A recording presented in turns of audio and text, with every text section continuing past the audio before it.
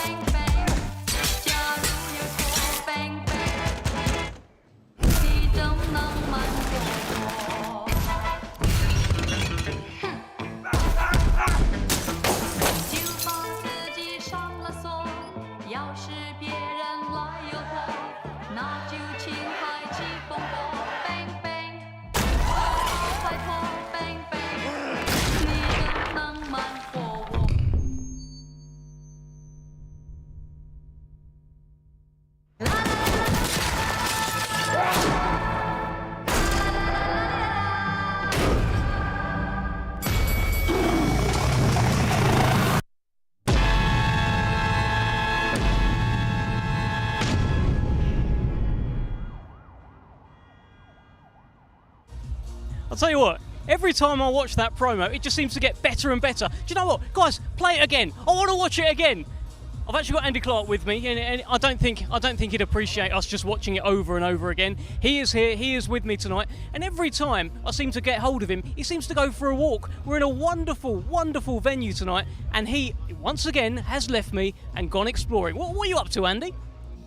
So I'm going to take a look at what our fighters will be taking into these open workouts in just a few minutes' time. And actually, it's the same walk that the undercard fighters will be taking on the night, because this is where the undercard bouts will be. The main event of Tyson Fury and Francis Ngannou, that's in a slightly different arena, a slightly bigger arena just next door. So this is a great opportunity for the boxers to have a dress rehearsal tonight, go through that ring walk that they'll go through on Saturday. It's not the longest of walks, but when you take a look around, it's long enough to be able to soak up your surroundings and get a vibe of what this whole event is about. Gather your final thoughts before you walk up those steps.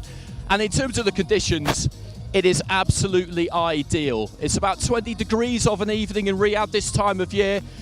So warm enough that you're lovely and loose, not so warm that it'll have any impacts on your performance. And there's also just a lovely little breeze just fluttering around ringside, and the fighters will be very glad of that, I'm sure, when they're sat on their stools in between rounds.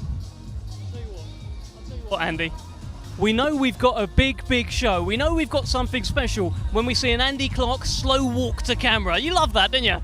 I did enjoy that. It just gives you a sense of what they see basically when you walk down that ramp. I mean, that kind of bird's eye view. It's great, and this place, you know, it's pretty remarkable. I don't really have any frame of reference for this. I don't really have anything to compare this to in terms of an open workout, because I've never done an open workout in an arena before. I've never worked on a show where there's been an arena for the undercard and then the main event is in an even bigger arena next door. It's you know, we talk about levels in boxing, don't we? And this week so far, it's already shown us that it's on another level. It's on another level. And let me put this out there. I think a lot of fighters won't even get to fight in a place like this. This is just a workout. This is just the workout. A real indication as to what's coming up. Yeah, absolutely. I think they'll really enjoy it. As I said, that dress rehearsal aspect, that's really a thing, because you always see fighters, don't you, on the day of the fight, they'll go and make that walk. They want to know where they're going, but they'll do it in the afternoon generally, and it's not quite the same. Yeah. If you did it in the afternoon here, it would be nothing like the same because it'd be blisteringly hot. So doing this at the time they're doing it at, which will be almost exactly when they're boxing, you know, it's great for everybody here, but it's also really good for them. And the welfare of the fighters, the conditions for the fighters, you know, is such an important thing. Yeah, no, absolutely. Listen, today is all about the public workout. You've seen many in your time covering boxing. The fighters get in the ring. Some of them put on a little bit of a show. Some of them try and hold a little bit back. Don't want to give too much away. What are you expecting today, Andy?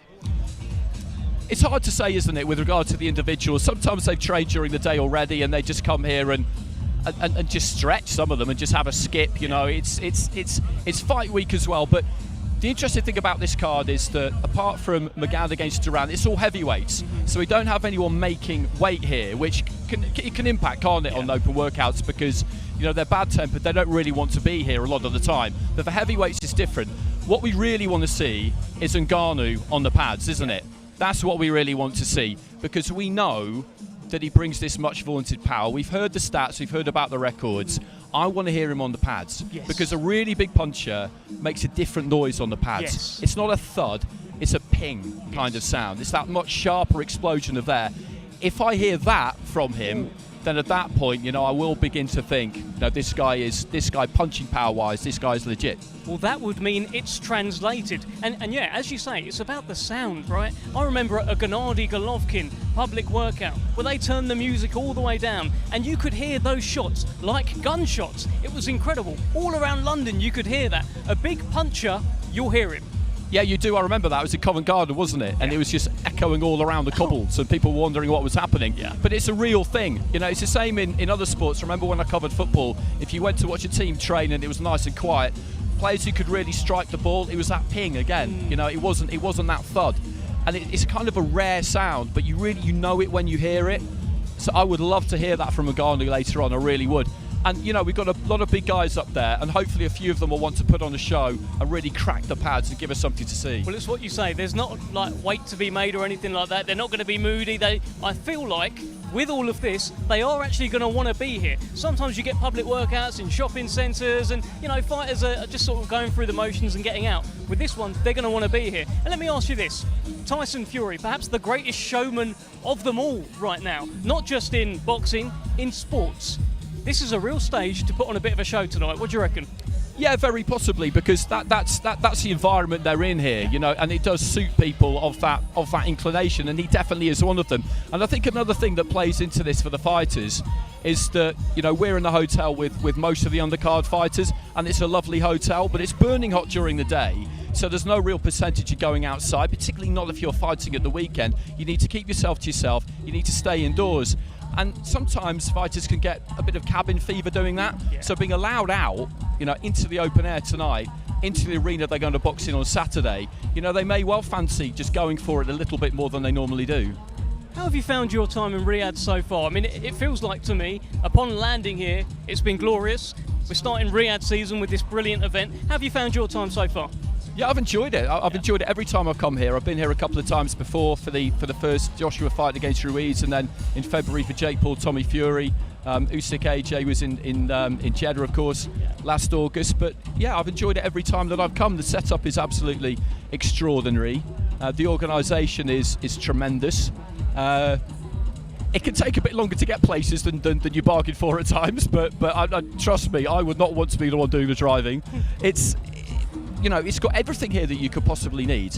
The investment in this, the ambition behind it, the scale of it, the kind of infrastructure of it, the whole thing. You know, you can see that this is something that they really want to make a statement with. Yeah, absolutely. And look, they're clearly invested in boxing. They're clearly interested in our sport. Great news for us. There's already talk about, of course, Tyson Fury against Alexander Usyk. Francis Ngannou isn't going to want to hear that talk, but that is happening, and it's happening because of these guys. So it feels like big time boxing. You may be seeing a lot more of it here in Saudi Arabia.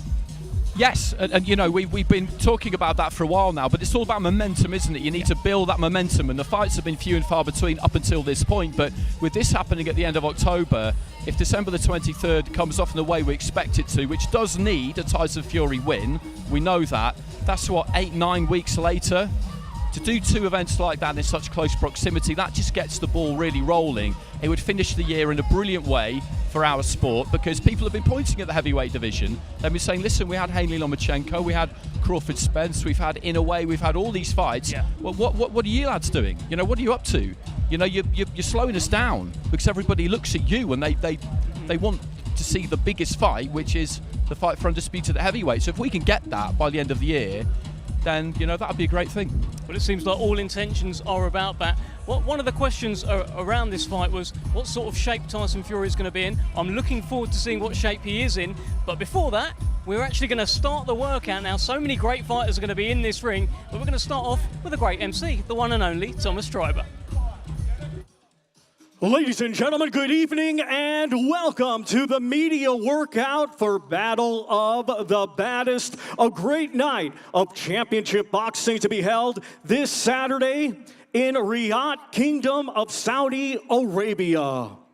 We would first like to extend a big thank you to His Royal Highness, the Crown Prince Mohammed bin Salman, and His Excellency, Chairman of the General Entertainment Authority of the Kingdom of Saudi Arabia, Turkey, Al Sheikh. Well, ladies and gentlemen, this great event is all being brought to you by Sella, Frank Warren on behalf of Queensberry, and Bob Arams, Top Rank Incorporated, and Gimmick. This great event will be televised live in the UK on TNT Sports Box Office, in the United States on ESPN Plus pay-per-view, and around the world in other territories on DAZN. We get things started. We first welcome to the ring, competing this Saturday night in a scheduled 8-round international super welterweight contest. He is fighting out of Miami, Florida, USA, and brings a professional record consisting of 12 wins, 3 defeats. 9 of his 12 wins come by way of knockout. Here is Roberto Duran Jr. Well, here comes Robert Duran Jr. soaking in every single moment there, Andy. A little bit of shadow boxing on top. Listen, he's got all that weight, all that pressure of the surname that he's got of the great legendary father of his, Roberto Duran. He looks like a guy who's used to pressure. He was nice and relaxed, wasn't he, when we spoke to him yesterday? And this is kind of an opportunity, he told us, that had been brewing for a while, but you're just always nervous about it coming off until it actually happens. But it's here now, and he just needs to make the absolute most of it, take the absolute maximum from it. This is the only fight, as we said, that isn't a heavyweight fight between him and Jack McGann. They're in the same hotel. They're sort of kind of around each other earlier on. You can always bump into your opponent sometimes, which maybe isn't ideal, but they don't really know each other, so there's no history there particularly. And he's just having a little move around, bit of a shadow box. It won't take a lot to get a sweat on in there. Yeah, no, absolutely. It's not too hot here tonight, but it's it's not like the UK either. You can definitely tell. Robert Duran, a few nice little moves there from Robert Duran Jr. And yeah, it's a big fight with Jack McGann. It's a big stage, a big chance to make a bit of a statement. I mean, he's a guy who perhaps hasn't had any kind of breakout win yet. With that surname, you'd expect maybe him to be further along in his career. And hey, maybe that starts on Saturday night. Yeah, possibly. He didn't turn pro until he was 29, so that's pretty late. He hasn't had the influence on his career that the other son has had. The relationship has been strained at times, non-existent at others, from what I understand. We didn't really want to go into it yesterday on air. It's not really appropriate, but at the same time, when you do a little bit of background, that's the sense that you get. But it is, it's a monumental surname, so big that I think it genuinely probably doesn't help you all that much. But I'm just interested to see what we'll get from him on the night, because for these two, this really is a once in a lifetime kind of thing. Because for Jack McGann too, he's an experienced guy in MMA, but I don't think he really saw this coming. I don't think a few of the fighters on the card saw this coming, to be honest with you. No. I do feel sorry for these two in the hotel, though, because we have this lovely buffet which is open about 12 hours a day, don't we? And they're the only ones who can't really get stuck into it. I was stood next to Jack McGann yesterday, actually, last night when we got back at the buffet, and I was just piling my plate high, and he's kind of picking through it. I did kind of I toyed with the idea of mentioning it to him, but I thought, let's not go there. I would leave that one. No, you're absolutely right. I've seen the heavyweights at that same buffet, and they are not holding back. I've seen Arslanbek Makhmudov. I've seen several plates. These guys can eat, but these guys that you're looking at, unfortunately, cannot. Roberto Duran in the ring at the moment takes on Jack McGann on Saturday night as part of this huge event here in Riyadh to kick off Riyadh season, the Battle of the Baddest. And let's just talk a little bit about Jack McGann. That's the man that Roberto Duran will be facing on Saturday night. Now, Jack McGann, it feels like it's kind of the experiment before the main event because he has that background. He's an MMA striker. He was known for striking in the MMA. Does that translate to boxing? He thinks it does. Yeah, and it was interesting to talk to him about that yesterday because we were asking everybody, weren't we, what do they think of the top of the bill? And he just very matter-of-factly said, listen, there are plenty of people in MMA who can strike. I'm one of them, and we'll see. Quite often, fighters who come from MMA or kickboxing, they can punch. They stand up quite straight a lot of the time, which can be a little bit of a drawback, but they can punch. He's used to occasions. No one's really used to anything like this, but he's used to occasions. And I was interested to see Martin Murray arrive at the hotel today as well, who's clearly part of the team there. And he's somebody who boxed at the very highest level, boxed in some unusual places himself.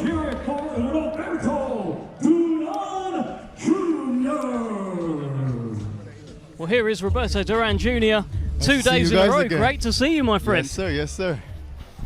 We were talking about how you seem like a man, and I'm seeing it now. No nerves at all, right? No, not at all.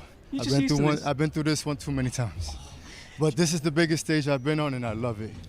Are you going to stick around and have a look at Jack McGann? Look at him behind you there. What do you think when you see him? I don't think anything. No? I know what I am, and I know what I can do. Is this the chance for you to break out and start making that name your own? Yes, sir. I mean, I already been making my own name, but this right here can catapult me even further. So it'd be great.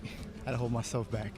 So a question I have for you, which is something we were just discussing and we were chuckling about it, but it struck me that it is kind of a real thing. In this hotel we're all staying in, you're kind of the only fighter, you and Jack McGann are the only fighters who actually have to make weight. Oh, yes. Everybody could go into that buffet room and just eat as much as they like. Listen, it must be torture. It is torture. I mean, I came in weight, so I'm not really doing too much to kill myself. So I'm in good spirits. I'm in good weight. But I told his managers if we can change the contract to heavyweights so we can be able to eat. Let's change it to heavyweights so we can eat. Absolutely brilliant talking to you, Robert Duran, and we'll see you tomorrow. Thank you, man. Appreciate you guys. Good to see you, my friend.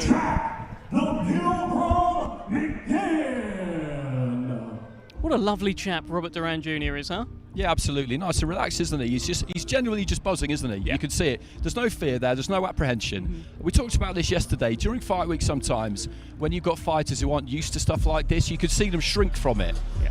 And it's easy to identify the difference between kind of good nerves and prohibitive nerves. And he doesn't have any nerves. It's obvious. What about the Pilgrim here? Jack McGann, fight number 10 for the man they call the Pilgrim. I think around here somewhere you'll see his trainer Martin Murray as well. What a fighter he was. Yeah, tremendous. Very unlucky not to win a world title. I think he had 5 cracks at it in the end, but when you run into the likes of Sergio Martinez in Argentina, unlucky that night, Gennady Golovkin, he went in deep, and I've got all the respect in the world for that. Yeah, it's nice when you see a fighter transition from, they don't leave the sport completely, so it's quite good. We've got Martin Murray as part of all of this. Some fighters leave the sport, they got nothing to do, so he's now a trainer. Yeah, it's great to see them just invest that knowledge back into the sport because they've got so much to give. Martin Murray's autobiography, by the way, is an enormously entertaining read. Okay. It really is. He has quite lived a life. Well, I'm sure he's imparting some of that wisdom to Jack McGann, who we're looking at in the ring, his young charge. In action, chance, opportunity of a lifetime on Saturday night. And he believes he is the man, well, one of the men, I guess, to kind of dispel this myth that MMA strikers can't punch in boxing. He thinks he can. In the MMA world, Andy, he knocked out 10 people in a row in the first round via punches. Yeah, and those statistics, those records, they speak for themselves. It's when you're heavily involved in one sport, you could get your blinkers on sometimes and find it difficult to really look outside the parameters of your own sport and be sceptical of the merits of others. I've been guilty of that in the past when it comes to boxing and MMA. I definitely have been. But you look at the different kind of training methods that all sports now borrow from each other. There's a lot more swapping around going on, isn't there, basically? And I don't think that any professional boxer dismisses the ability of an MMA fighter to punch, because you can't dismiss anyone's ability to punch, because the simple fact of the matter is, if somebody's capable of throwing a reasonable shot and they've got a certain level of athleticism, if they hit you with one you don't see, they will turn your lights out. That's just a fact. You ask anyone that, trainer, fighter, anyone, they will all tell you the same thing, that anyone can go if you get hit right and you're not braced for it. Well, listen, that is something that Tyson Fury has been basically saying all week. He's been saying, I could go down the pub, have a fight with someone, they could land it, so why can't a killer like Francis Ngannou? But let's bring in the Pilgrim himself, Mr. Jack McGann. Great to see you again, Jack. How are you? Yes, I'm very good. Good. Tell me why you chose boxing. Because you were in MMA, you were doing very well. We were talking about it. 10 first-round knockouts in a row. You can clearly punch a bit over there. Why are you over here? Opportunity, risk, something new, a fresher breath there. The plan originally was to switch over and jump between the two, but COVID sort of got in the way of that. So, plus at the time, the Mayweather-McGregor crossover was big. It just happened. So the time to jump made sense back then. Makes a lot of sense, Andy.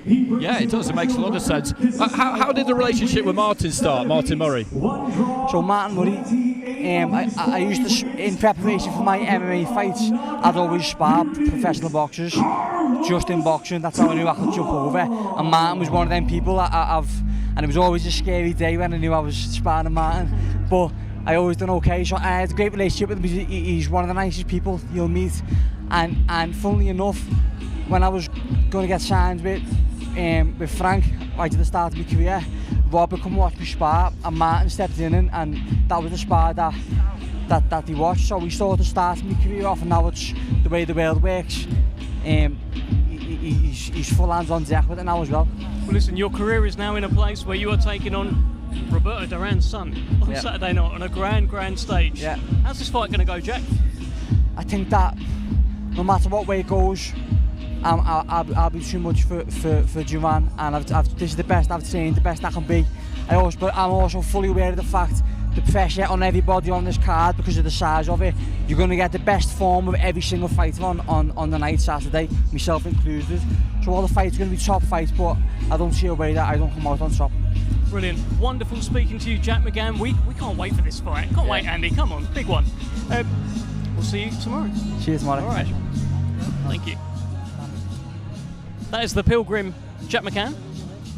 And we are looking at a man who has journeyed through the heavyweight division. This is a guy, Carlos Takam here, in yet another tough fight. He only does tough fights, doesn't he, Andy? Yeah, because he wants to stay relevant. He wants to stay at the top of the sport. I remember seeing him get knocked out by Derek Chisora at the O2 back in 2018. That was probably maybe 2019, and that was a real setback for him because it wasn't supposed to happen, quite simply. That gave Chisora a new lease of life, but it really set Carlos back, and he had to go away and rebuild. And he did that. He moved over to Las Vegas, to Nevada, Henderson in fact, and then he began to take on some greater challenges. He lost against Joe Joyce.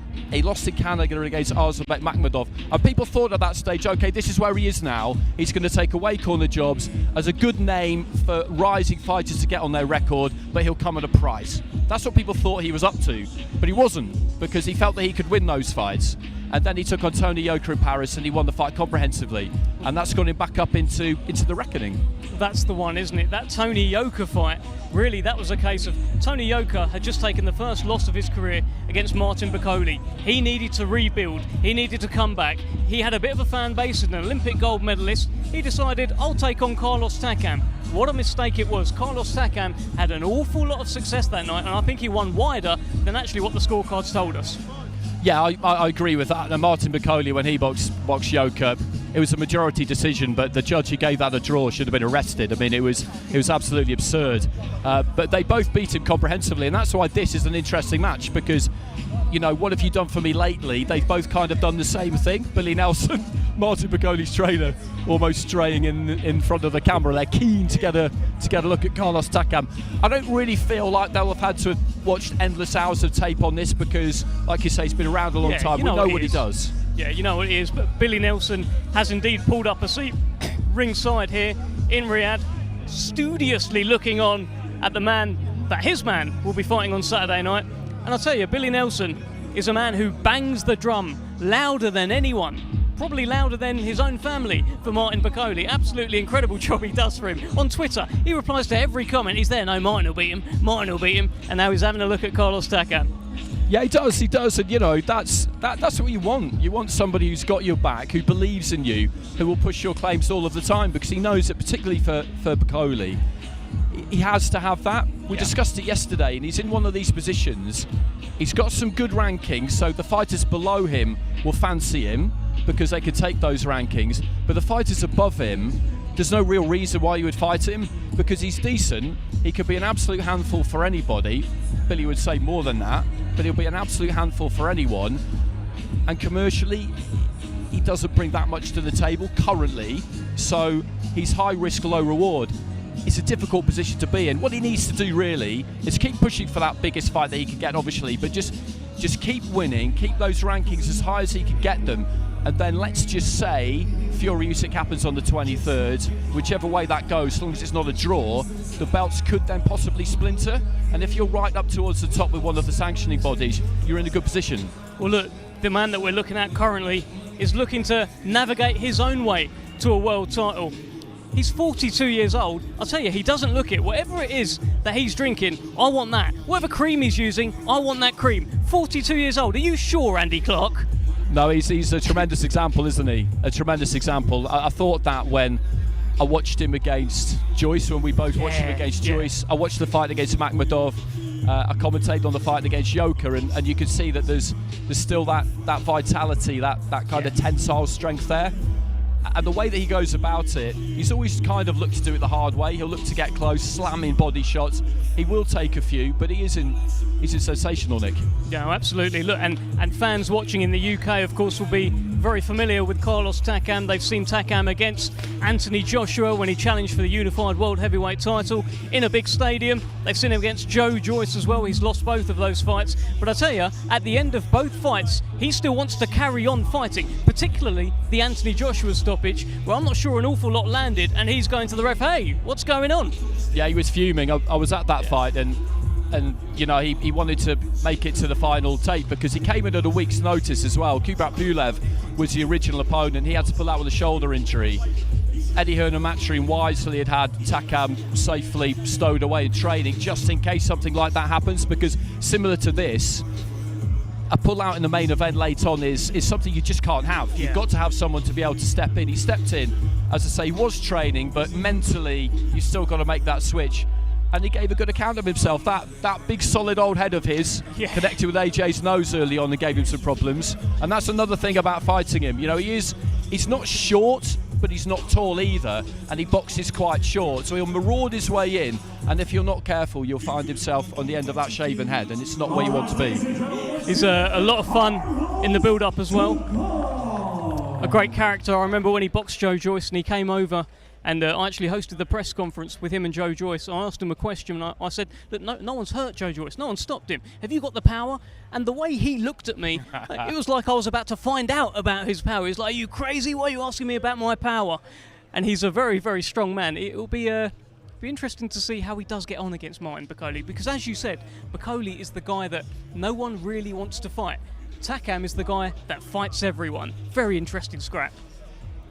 It is. Piccoli, he's kind of unusual for heavyweight because it's not so much the movement as in he gets in and out or he's up on his toes or anything like that, but he's got enough movement and he stays on top of you and he throws lots of punches and varies the angle. He's got lots of variety with his punches, both in the shots that he delivers. You know, he'll throw jabs, crosses, hooks, uppercuts in bundles, but he varies up the weight of it, so he'll be tapping 1 second and then really sink one in. He's a good fighter. You know, Billy bangs a drum for him, but with good reason, because, you know, he really is, as I said before, he's a handful for anyone.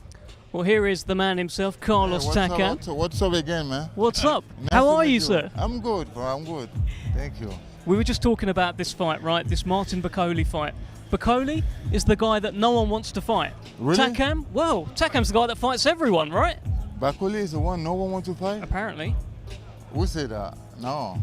Well, he's the kind of fighter where if you're above him in the rankings, what he's found is that no one really wants to fight him because he's kind of high risk, low reward.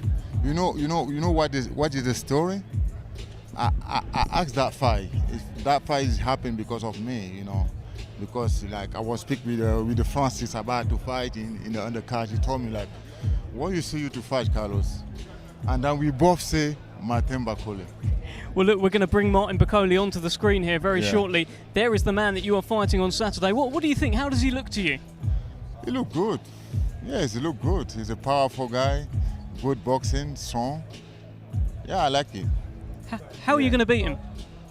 How am I going to beat him? I have more experience than that. I have more experience than him. I think I'm going to use my experience to beat him. Big fight. I mean, what do you feel that he does well? What do you feel that Martin does well as a fighter? I think yes, the guy. I watch him fight. I watch 2 of his fight. He have a good left hook. You know, that's why he do well. Because when I see the fight he do with Yoka and the fight he make with how they call the American fighter. Shit, I forget the name. Which one? The guy he fight the American fight, the American heavyweight.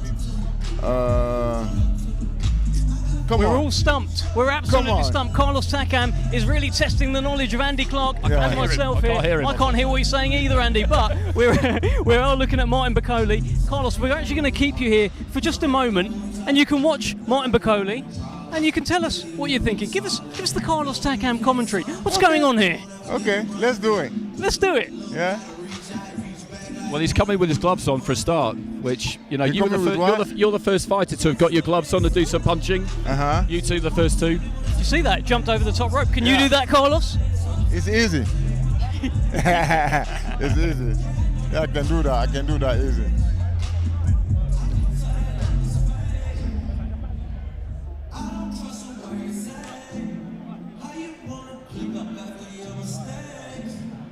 Let's keep you having a look at this, Carlos. That's, of course, Martin Bakole with Billy Nelson. People are calling him an avoided heavyweight. Carlos Takam said, is he?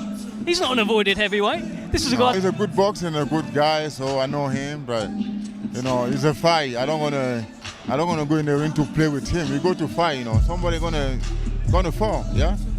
Well, listen, he said something yesterday when we were talking to him. He said that he believes that Carlos Takam, after this fight, will retire. What do you think about that? Ah, really? That's what he said. Okay, we're going to see that after the fight. We're going to see that. We were saying earlier on, Carlos, that, you know, you're in fantastic physical condition. Yeah.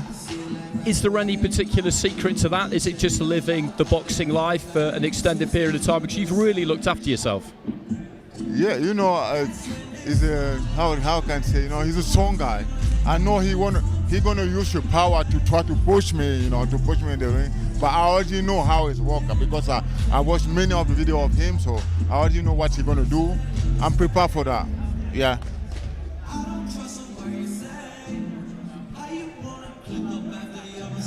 Nice little dance there, Carlos. What do you reckon? Huh? Nice little dance moves there from the big man. you know, he don't want to show nothing here. You know, that's just he just play. You know, he don't want to show nothing here because he know I watch him.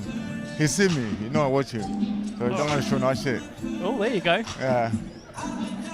Well, listen, Carlos, we're going to let you go. It's been a pleasure speaking with you, and we'll see you tomorrow. See you tomorrow. Yeah, Mike back there. There he is, the one and only Carlos Takam, as we watch Martin Bakole now in the ring. And I'll tell you what, Andy, he doesn't agree that Martin Bakole is an avoided fight. Doesn't agree at all. No, and you'd expect him to say that. You'd expect him to say that. I mean, I think there's some respect there between these two, but if you're Carlos Takam, you're the older guy, you're the more experienced guy, you're probably picking up a vibe off Bakole that he feels like you're a good name for him to get on his record. You probably feel like that's their attitude going into it. Whether it is or it isn't, it's a useful thing to be able to use to kind of stoke the fire, if you like. Goodness me, it's not often that you see a heavyweight. Okay, I've seen a few get over the top rope. I've never seen anyone do something like that. kicked up his legs like that. Martin Bacoli, Can he hold a microphone with gloves on, though? That's the big question. That's true. Can you hold the microphone? Can you do it? Well, you can. What a talented heavyweight we've got here. Big man, Martin Bacoli. We saw you do a little dance in there. We saw you jump up, kick the legs up. You're really happy tonight. You're feeling yourself. Ready to go. I think like this is a day fight. I was in the mood like I'm fighting today. Especially I saw my opponent here. So ready to go. I can't wait. He was watching as well. Were you trying to put on a little bit of a show for him? Show him what you can do? He knows. He knows. And he watched Tony Yoka's fight. He knows Martin Bacoli. He knows himself. He knows he's got big trouble on Saturday night. Big trouble. Look, Of course. you're a heavyweight that's avoided. People don't want to fight you, but he's a heavyweight that fights everyone. It's a very good fight, isn't it, Martin? Yeah, I love that. That's why I pick him. It's a good test for me. And I put all my career, all my ranking online. He's a tough guy. Yeah. But this is Martin Bacoli time. Oh. This is my time. So I won't play and I won't give up and I won't let him do what he thinks he can do. I'll try to stop what he thinks he can because he's 42. I have much respect. He's he done well in the boxing, but his age and his time is gone. This is Martin Bacoli time now. Martin Bacoli time, Andy. Yeah. So is that how this fight happened then? Did you picked him? Oh, Takam? Yeah. No, I watched him. He done nothing. He was just doing shadow boxing. But I know already he's a tough guy. He always come forward. But he will make big mistake if he keep coming forward because I'll stop if he does that. Right, Martin Bacoli, absolutely wonderful speaking to you. We enjoyed the jumping over the ropes. We enjoyed the dance moves. Do you want to give us any more dance moves? You got anything for us? Look at that. This guy. Yes, Martin I give this for Saturday. We're going to knock someone out. Unbelievable. Thank you so much, Cheers, Mr. you're Bacoli. welcome. Well Thank you. done holding that with just your gloves. What a man. What a man Martin Bacoli is, and what a man we're looking at here in Moses Tama. Andy, that was quite fun, wasn't it? Yeah, that was fun. It's great to see people enjoying themselves. Yeah. It's fight week. All the hard work has been done. That's what fighters will always tell you, that they've paid the price by now, and they just want to get in there and show what they can do. And it's such a great card for him to be on as well, the fighter that we're looking at now, because we know all about the reputation. It was well earned in the amateurs, but he turned pro without any senior experience, and that always raises question marks, particularly when it comes to heavyweight, where they can punch harder than any other division, obviously. But all the signs so far in the early stages have been really good. He's been matched well. He had a couple of early blowouts, but since then they managed to get him some rounds in. Yeah. Queensbury, Frank Warren, they know all about bringing through heavyweights. That's a particular speciality. But just to be around all of these people all week, I think it'll be really good for him. Yeah, listen, it's a great place to be for him as a young heavyweight. He's already appeared on a couple of Joe Joyce undercards. I know they're not heavyweights, but he was on the Anthony Yard, Artur Beterbiev undercard. He's found himself on a Tyson Fury undercard as well. That is what dreams are made of, really. If you're a young pro and you've got that confidence where you are ready to perform on the big stage, going on undercards like this, getting to showcase your skills, what an opportunity for Moses Italma. Yeah, it is, and that's what you want to do with fighters like this early on. You want to mix things up a bit. You put them on a really big card so they can get a flavour of that, so they're around all of that. You put them on a more mid-sized card where you might shuffle them up the order a little bit, get them into chief support possibly, and before too long, he'll top a bill. He'll top a Friday night bill maybe at your call, where you showcase your fighters, the up-and-coming talent. I don't think there'll be long before that happens. No. And that's what you want to do with them, because they soak up that experience. There's a point to it. There's a point to every match you make. There's a point to every event you want them to be a part of. And they always would have wanted him to have been a part of this. Well, he's passed every test so far with flying colours. He's shown layers to his skills. He's not just someone who's going to knock someone out in 50 seconds. He can, break someone down a little bit more, show off some of his skills. He's showing us a little bit of everything. And incredible to think that he is just 18 years old and he speaks with so much confidence, as you'd expect.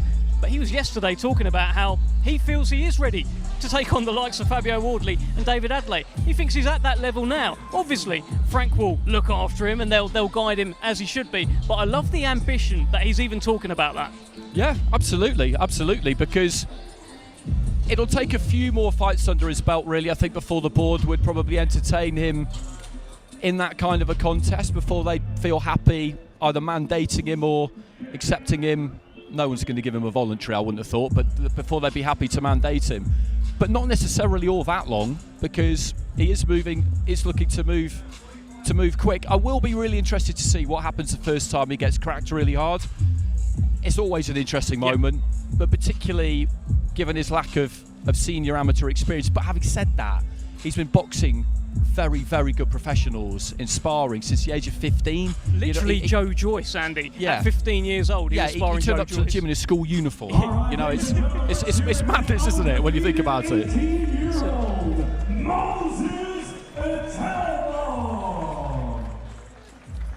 Well, here comes Moses Italma.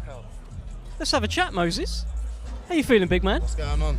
What is going on? It's hot, man. It's hot. It is hot, but you're looking good. You're looking like you're feeling Appreciate yourself. it, man. Appreciate it. Enjoying it out there?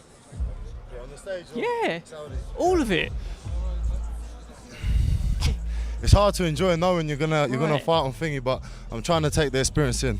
That's the thing, isn't it? It's one of those things where, because if you do take a moment to look around, it is like, wow, because your name popped up and everything. It was pretty amazing. Yeah, no, I didn't even see that, to be fair. A lot of fighters don't even get this for their fights. You get it for your workout. I deserve it though, 100%. I believe I do deserve it, and I'm not wowed by this because all the work that I've put in, my amateur career speaks for itself, and what I'm trying to achieve, that speaks for itself as well. Like how much confidence I got in myself. So, yeah, man, I'm blessed.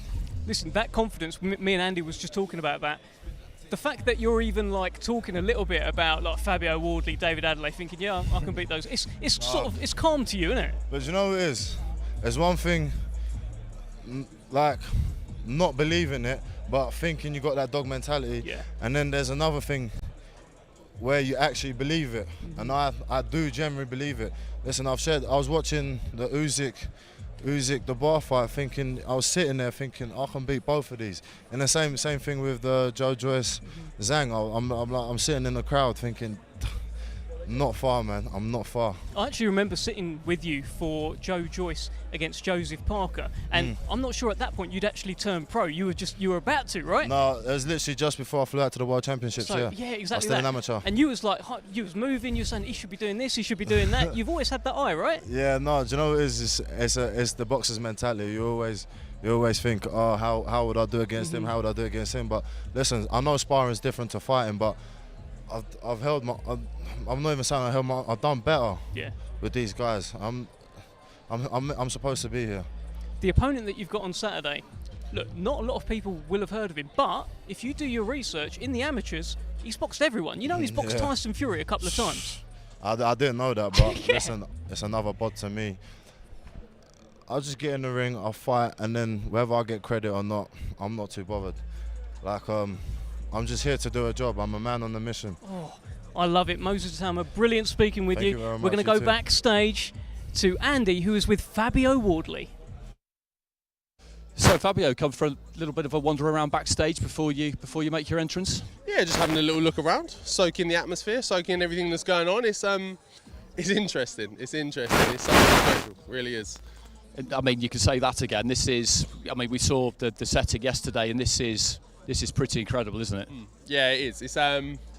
It's not like something I've seen before. I tell you that. It's a privilege to be a part of. Really, it's when you get in, you settle in, you have a look around, and you go, yeah, this is something big. Kind of unusual and useful too to get to do a dress rehearsal, because this is where you'll box on Saturday night, and it'll be around about this time of night too. Yeah, you get to kind of feel out the ring, feel out the weather and stuff, kind of move around, see how you'd feel on the night. And yeah, it's a bit new. It's not something you've been able to do before in the past and things. So yeah, you've got to take every opportunity you can. You're going to take it easy, or you're going to let a few go in there? I don't know. I always say, yeah, I'll take it easy. And then once I get the gloves on, the pads start flowing, I start losing. My hands start going. They kind of have a mind of their own sometimes. So maybe I might throw a few big ones in there somewhere. Okay, excellent. We'll leave you to it. We'll catch you later on. Okay, let's just have a little bit of a move around. Let's see who we can find. If there are any willing victims I can pounce on to give us their thoughts on the stream. Carol Italma just doing some interviews away to our right-hand side, and I'll just go for a little stroll around the back here. It could be that we're out of luck here. You never know. Francis Warren. Let's catch a word with Francis on the stream. We've just seen Carol, obviously, in the ring going through his paces, and Moses. I beg your pardon. Moses, indeed. And we were just saying on the stream, me and Dev, that I'd imagine you had his name down for this as soon as this event was made, because this is, to have him around all of these heavyweights is I mean, it's gold, isn't it? Yeah, absolutely. I mean, so, you know, I mean, we took him out to Poland for Dubar and Usyk, and he definitely got a taste of it there. But he wasn't fighting, and I think you know, he was always going to be earmarked to be on this show, and hopefully any future ones. In terms of his progression, he had those 2 early finishes. Since then, you've managed to get some rounds in for him, which isn't the easiest thing to manage to achieve, but that's just as important at this stage, isn't it? I think I'm quite proud of the matchmaking so far. I think Steve and I have done a really terrific job. You know, if I do say so myself, you know, like I said, you know, like you just said, you know, he got the first 2 fights out of the way. You know, he coped with the pressure very well, and I just thought, you know, we don't need 6 first-round stoppages, and to get 12 rounds in the bank, you know, plus the stoppages at this stage, I think it's very important. Terrific finish last time out to set himself up nicely for this, and I'm hoping for another spectacular knockout, to be honest, on Saturday, you know, on such a big occasion. Aren't we all? Thanks for your time. Cheers, mate. We'll speak to you again later in the week, I'm sure. Okay, let's get our next fighter in the ring. Back over to Thomas Schreiber. Our next fighter to the ring, competing this Saturday night in a 10-round contest, and it will be for the NABF and vacant WBA Intercontinental Heavyweight Championships. We first welcome to the ring, he is a defending champion, a native of Russia, now fighting out of Montreal, Quebec, Canada. He is undefeated with 17 wins. 16 of his 17 wins come by way of knockout. Here is the reigning and defending NABF heavyweight champion, Arslanbek, the Lion Makhmudov. Here comes the man that they call the Lion. And I have to say, even now, I know I mentioned it yesterday, Andy, this is one of the most terrifying men I've ever seen in my whole life. They say he's like 6'5" on BoxRec. To me, he looks about 7'5". He's an absolute monster. He is a fearsome looking chap, I have to say that. But when we spoke to him yesterday, you know, he was nice and calm, nice and measured, quite softly spoken actually. The only time we really saw his hackles rise was when he talked about Tyson Fury, didn't he? Yes. He said that Fury said at some point that he doesn't know who he is, why would I want to fight him? And he found that disrespectful. He didn't like it.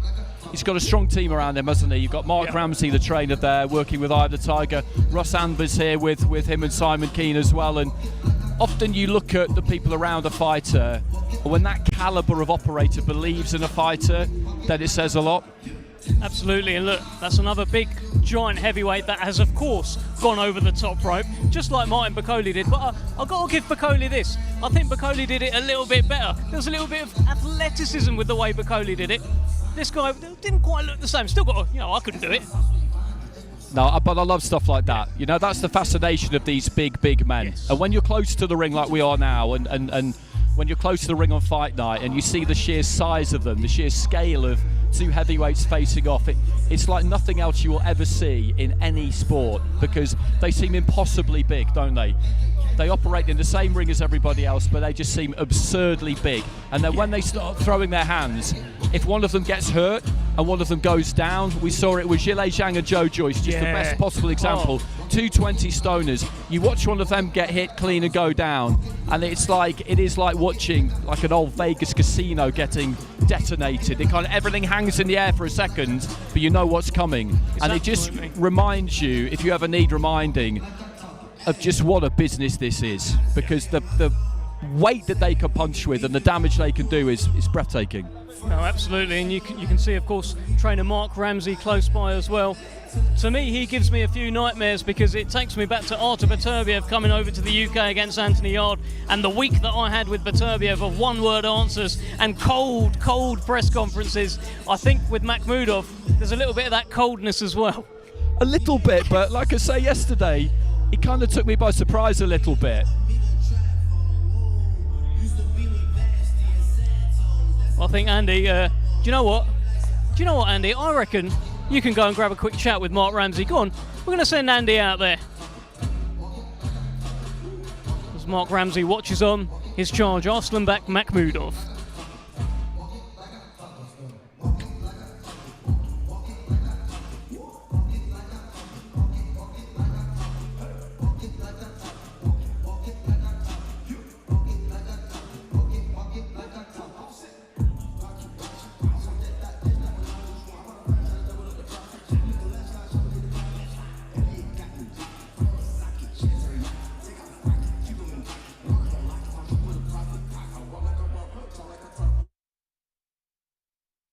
So I'm with trainer Mark Ramsey.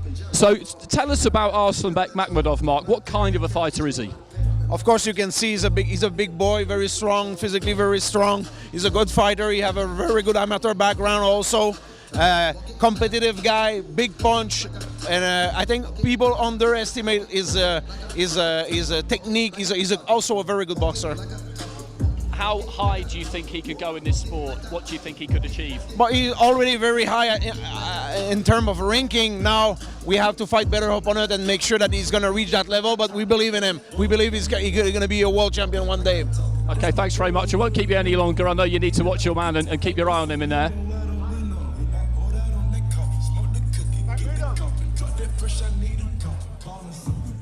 You're looking at currently on your screen the 7'5" Arslan Makhmudov, unbeaten in 17 fights, 16 wins by knockout. They call him the Lion, and he takes on Junior Anthony Wright as part of this huge card on Saturday night. And look, it's good to have, it's a great stage for him, right? This is, again, much like Martin Bakole, where you've got a heavyweight there who a lot of people maybe won't want to, he won't be top of their shopping list. Makhmudov, he's not going to be the top of anyone's shopping list, but hey, with a stage like this, he makes a statement, more people know about him, maybe more people will fight him. Yeah, exactly. He's in a similar kind of position. He's a little bit further back in his career, I would say. You know, he had a good year last year, beat Takam, had a couple of other fights in there that were worthwhile for him. But then he's now co-promoted by Top Rank and Eye of the Tiger. Eye of the Tiger are a really good outfit, but getting Top Rank, putting their shoulder to the wheel as well, that makes a massive difference. So he boxed in America last time against an undefeated opponent on that undercard of Jared Anderson against Charles Martin. So that's a good show to be on in Toledo, Ohio. And he got the win, and they will be able, as I say, just to lend their weight and push things a little bit harder, invest a little bit more, and maybe come up with the money to get people into the ring with him who otherwise might not be quite so keen. Yeah, absolutely that. Well, you're looking at Junior Anthony Wright, who has the daunting task of taking on Arslan Makhmudov on Saturday night at the Kingdom Arena here in Riyadh. It's going to be an incredible night. We are in the undercard venue right now, where this man will be fighting on Saturday night. A glorious evening here in Riyadh. And Junior Anthony Wright just shaping up a little bit. I wonder if he'll do any pads. I wonder if he'll show us anything. I enjoyed talking to him yesterday, though. Yeah. He's been around the business a long time, and fighters like that are always kind of fascinating to chat to because he knows what he's here for. He's not a fool. He understands that he's been recruited here as someone who's going to make Makhmudov look good. That's the reality of the business we're in. And he knows that it's going to be tough. He absolutely knows that, but he's not daunted by it. He knows that this is a good opportunity, that if he can put up a decent fight against Makhmudov, whether he does lose, which we would expect that he will, to be brutally honest about it, more jobs like this might come his way. And when you're a professional fighter like him, you're in this to make money and pay your bills. And if you can get more jobs like this, then it helps, doesn't it? That's the whole point of it.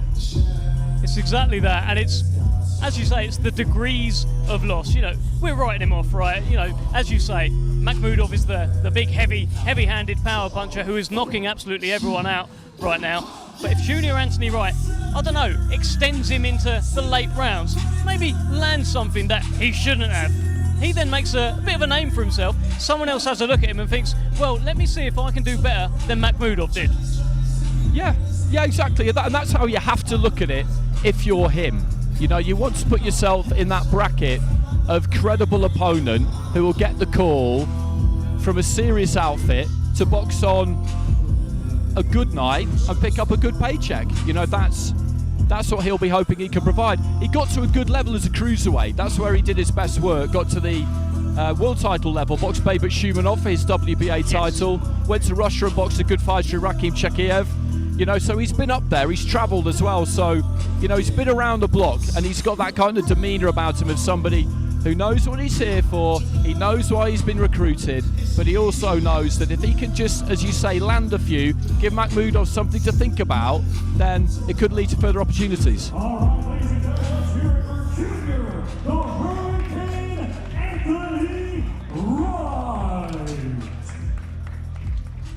Well, just a reminder why we are here today. It is the open public workout for the Battle of the Baddest. This Saturday night, we will find out who the baddest man on the planet is. Is it Tyson Fury? Is it Francis Ngannou? Hey, it might even be Junior Anthony Wright, as you've just seen popped up into shot.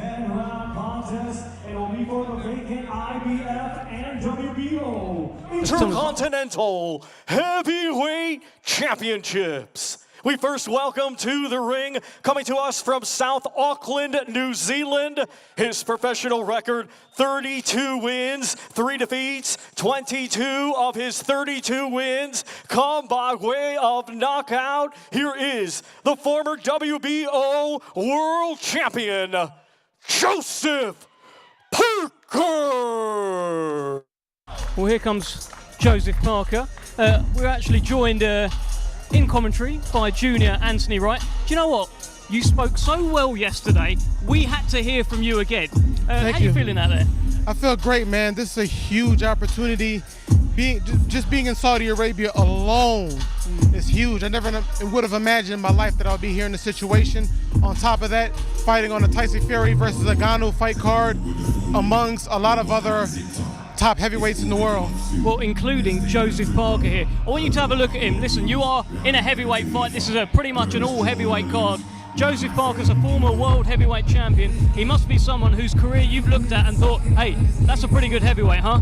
He is. He's really solid. I mean, I watched him when he fought Anthony Joshua. I mean, he did a great job fighting Anthony Joshua. That was a great technical fight. That fight was very close. I mean, I was actually surprised at how good he was moving around in that particular match. Did you have a little look at your own opponent, Makhmudov, when he went through his paces? A little bit. I've seen him fight a few times. Real powerful guy, real tough, determined, straightforward guy. So to answer your question, I looked at him a little bit. Sometimes I do things instinctive, so I don't really get into too much because what you see is not what you're always going to get. That can change over time.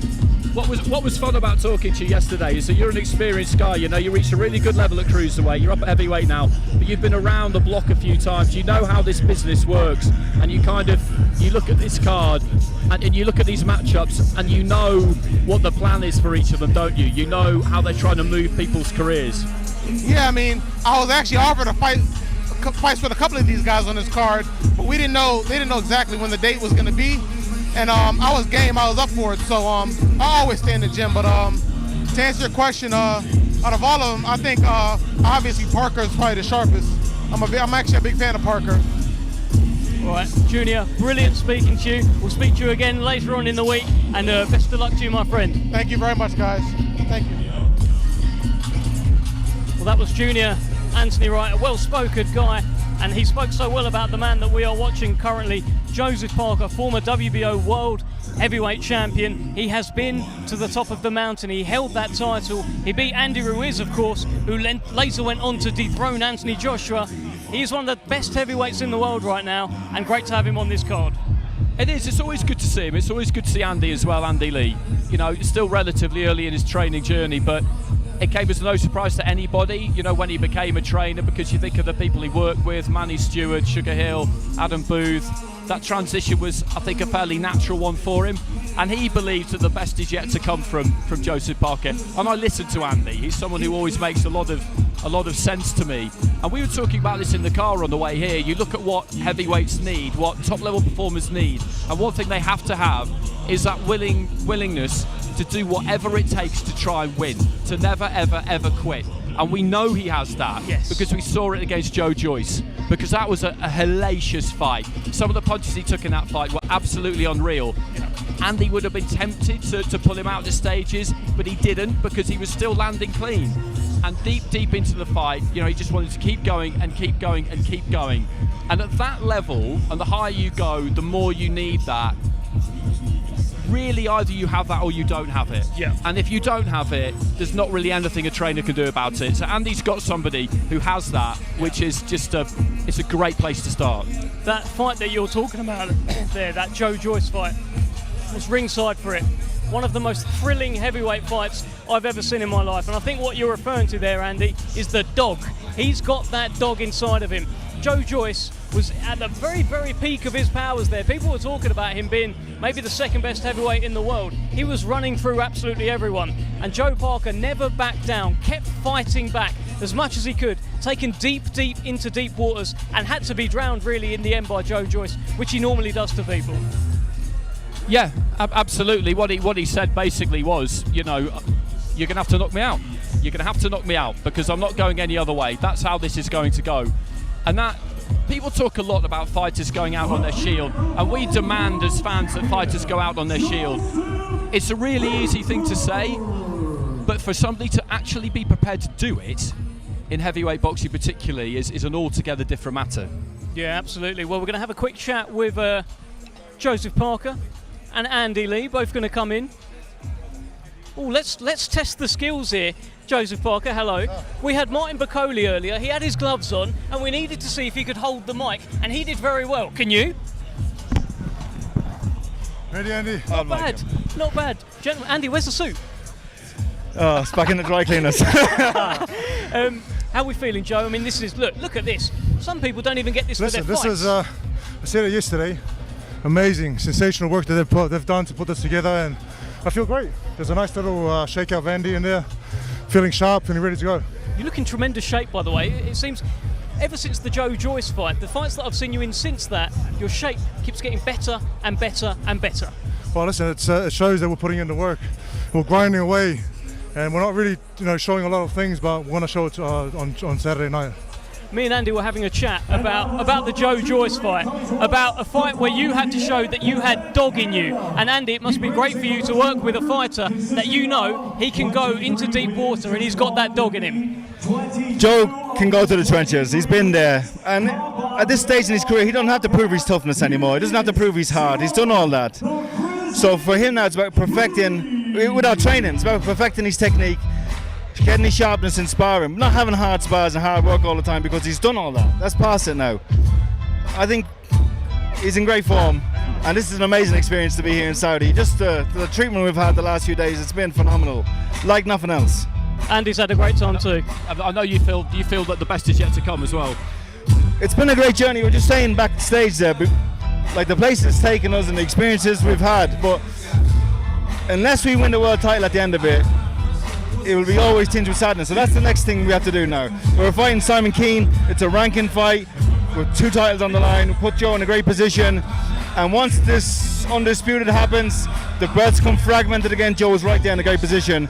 Fight for the title, win the title, and retire, sail off into the sunset, and become my assistant coach. Well, listen, before you sail off, let's have a little look at Simon Keane. You can see him on the screen there. What do you reckon? Listen, he's a big guy. He's come prepared, he's come ready. We've watched a lot of his fights, and we can see the good things he's done and also the things that we can work on to get him out of there. So, listen, he's confident and ready, and it's time to work. He's a very serious guy. We had a brief chat with him yesterday. He didn't say an awful lot. I think he's just here for all business. Does that worry you at all when you've got a fighter who's just like... Listen, whatever experience he has, he's going to use, but I don't think he's been on a massive stage before. So this tenseness and this nervousness might be something that's getting to him, and we're going to find out soon. Well, I guess, Andy, that's what it's about. Some fighters, they can deal with a big stage. They can deal with the lights. Joe Parker's one of them. I guess we don't know if Simon Keane is yet.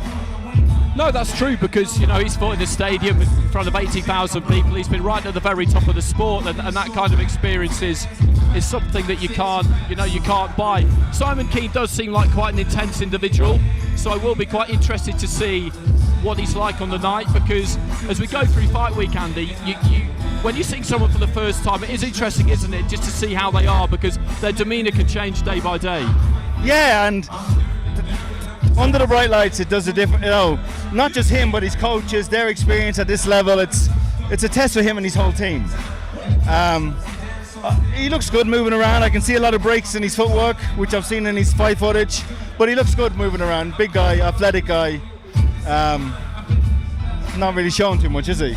No, he's keeping his powder dry, isn't he? Can you take anything from this, Joe?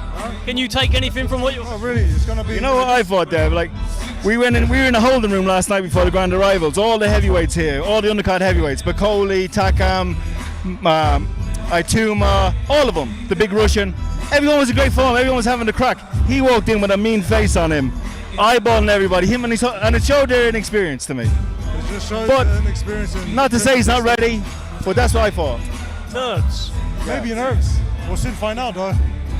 So you had a good crack with everyone last night. You met His Excellency as well, had a lovely dinner. Tell us about that. Oh, listen, it was a great experience to be in there. Was it a castle that we went to?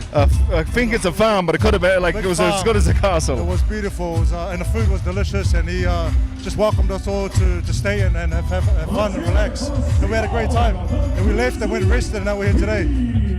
Brilliant speaking to you, Joe Parker. Brilliant speaking Thank to you, you, Dev. Andy Lee. Thank you, Andy. We'll see you again in the week. Thank you so much. Andy Lee, you're a pro. You know where that goes. You know where that goes. Oh, come on.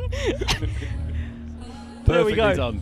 Andy Lee, Joe Parker. What? They're such a great, fun team. Just two very nice men, likeable guys. Yeah, they are absolutely, and they've got so much experience between them, and that's really interesting what they said about Simon Keane. Yeah. All I would say is that from what I've seen of Simon, he's totally consistent. He sits in the dining room by himself with a face like thunder. That's him, eating. isn't it? I saw him in the lift Yes. today, and again I walked in, and if I didn't know any better, I'd have thought I was in trouble because the look he gave me was something else. Yeah. But that's just how he is. He's a serious guy. But they're right, it could be indicative of some nerves. It could be, or it could just be how he is all of the time when he's in a fight context.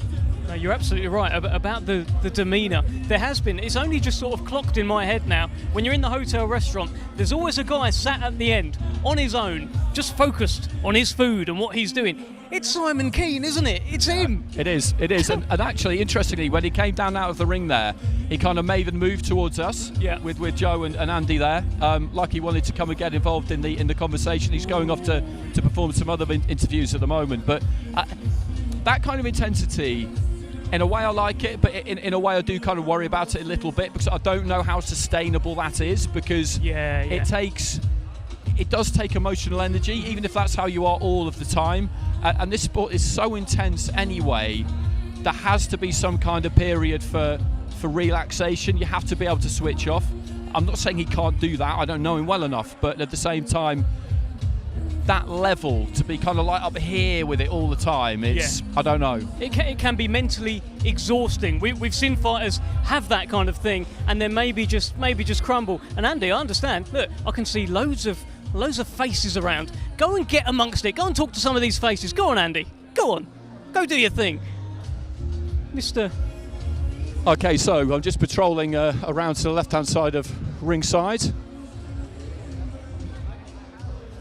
Just looking over towards the back. Maybe there's a couple of people I could pick off towards the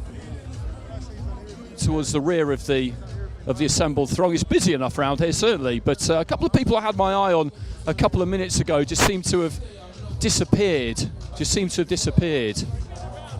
Oh, actually, there's one gentleman who I think I could probably look to for a chat. Mr. Higgins. This is the live stream for the coverage of Fight Week. So, how are you? Good, thank you. Pleased to be here. We just saw Joseph in the ring. We've just seen all the other heavyweights, most of them anyway. It's a massive card, this, isn't it? Just stacked full of massive guys. Yeah, it's exciting, and credit to the people at the Saudi Arabian administration, the promoters, pulling it all together. It's going to happen. And what's your overall impression been of Riyadh so far? I had no idea what to expect. I've never been here before. It seems okay. Yeah, like we had a bit of a look around today, and everyone we came across was quite respectful, and you hear stuff in the media, but it seems pretty good. And let's just get your thoughts on the top of the bill, because when this was first announced, it attracted some criticism. People wondered why Fury wasn't defending his heavyweight title rather than taking this fight. We now believe, well, we know really, that if what happens on Saturday that we think will happen, which is a Fury win, then that fight against Usyk will be delivered, which kind of voids that criticism in a sense. Has Ngannou got any chance of causing the upset? There's always a chance, but it's a very, very slim chance. I mean, it would be like you playing tennis against Andre Agassi, or it's and Tyson Fury would have to make a very bad mistake at the same time as Ngannou throwing a massive bomb, and then he could win. But I think Fury's definitely the firm favourite. Okay, thanks for your time. Good to see you as always. We'll catch you again down the road this week. So, there he is. Steve Bunce, just patrolling around ringside like the boxing don that he is. Here he is. Sorry, I just described you, Bunce, patrolling around ringside like the boxing don that you are. You've been to lots and lots of places. You've been out to Saudi, of course, as well. But the scale of this, it is different, isn't it? You know what, Andy? The first time we came, we were in Diriyah, or not the first time, but the first time we came for a big fight. And there's 15,000, and we've got Joshua, and we've got Ruiz. And you're thinking, this is about as big as it gets. And they just seem to get bigger. They just can create venues from nowhere. They can build F1 tracks and transfer them 800 miles across country. They can erect 2,000 and 20,000 in there. And it's not me praising the Saudi government and the way they do their business, because I'm here to report, not to support as such. But you just have to look at the grand scale of it and what they can do. And that's before you start talking about the wages that the boxers are getting. I think this British title fight tonight, it's not been confirmed. I think the total fee that the boxers are getting makes it the richest British title fight in history. I don't think there's ever been a British title fight where the two men have shared what David Adelaide and Fabio Wardley are sharing. They're making history, these people. They've got the money to do it, but more than that, they've got the vision to do it. I did wonder about that, the first British title fight coming to a different jurisdiction. Just a word about the top of the bill and the people involved in it. What really interests me about it is the fact that in Ngannou, you've got somebody who doesn't feel any kind of inferiority complex to Tyson Fury. He feels that he is absolutely on his level. You've got two massive names going head to head. Actually, I slightly disagree with you. I think Ngannou is stunned that he's not considered almost the main attraction, because he brings that kind of novelty value. I think he's genuinely stunned. I'm not going to stretch to her, but I think he's genuinely stunned that people think it won't be competitive. I think he's genuinely amazed that people think that he could actually lose. And when he talks about, I'll give Tyson Fury a rematch, he's not doing that for topspin. I think he's doing that because that's the way his mindset is. Now that makes him a dangerous man. I don't think he'll win, don't get me wrong. But someone with that amount of belief, you've been around fighters a long time, Andy, and if fighters have that incredible belief, they don't necessarily win, but boy, they go down swinging. Okay. Great line to finish on, Steve. Great to speak to you as always. Okay, so time for another fighter. Let's go back to Thomas Schreiber. Our next fighter to the ring, competing this Saturday in a 12-round contest, and it'll be for the British, WBO European, WBA Continental, and the vacant Commonwealth Heavyweight Championships. First, we welcome, coming to us from London, England, he is undefeated with 12 wins. 11 of his 12 wins come by way of knockout. Here is the reigning and defending WBO European Heavyweight Champion, David Adelaide. Well, here comes Big D, David Adelaide.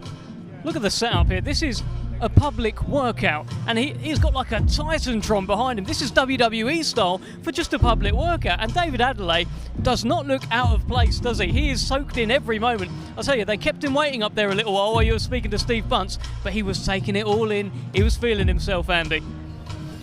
And you get that sense from both of them, don't you? We were chatting to Fabio a few minutes ago, and he was as cool as you'd like back there, just, as you say, soaking it in and just enjoying the fact that they've got this stage to operate on. They're two very confident fighters. And as we said to him yesterday, he was out here in February, casting his eye over everything around that Jake Paul-Tommy Fury fight week, and that was very useful experience for him. I don't think it'll prove to be in any way the difference between the two, but I just love this fight. I love this fight ever since it was made. It was a little bit unfortunate, the roll around they had at the press conference, but having said that, you know, no real harm done in the end. It didn't jeopardise the fight. They're both here. As Steve said, they're both going to earn very well out of this, and the profile of the fight has risen higher as a result, and I can't wait to see this one. Oh no, this is one that has got the public's mouth watering. It feels like You win this fight, you are an unbeaten British heavyweight champion. You've got 3 other belts, including the Commonwealth. You've got WBA, great ranking with the WBA. You'll get a great ranking with the WBO. You become in the conversation for maybe guys like Joseph Parker, who we've been speaking to. Maybe guys like that. You start entering that frame. Not the very top table, not with Fury, not with Wilder, not with guys like that, not with Usyk.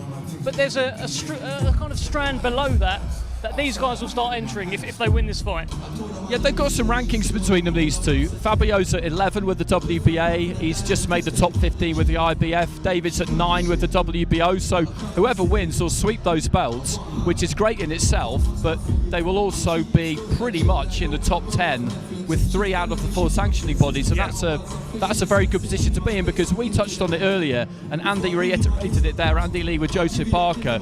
We are kind of waiting, or fighters are kind of waiting for the belts to fragment, because for 5 years now, 5.5 pretty much, we've had a situation where all 4 have been held by 2 people. The identities have changed briefly at times, but all 4 belts held by 2 people. It's awkward because it makes it hard to get a title shot, and that could change relatively soon. Well, exactly that. And also, the winner of this fight, as you say, he'll have all those rankings, he'll have all those belts. They can both chat, they both look the part as well. And sometimes when it comes to getting big fights, things like that help.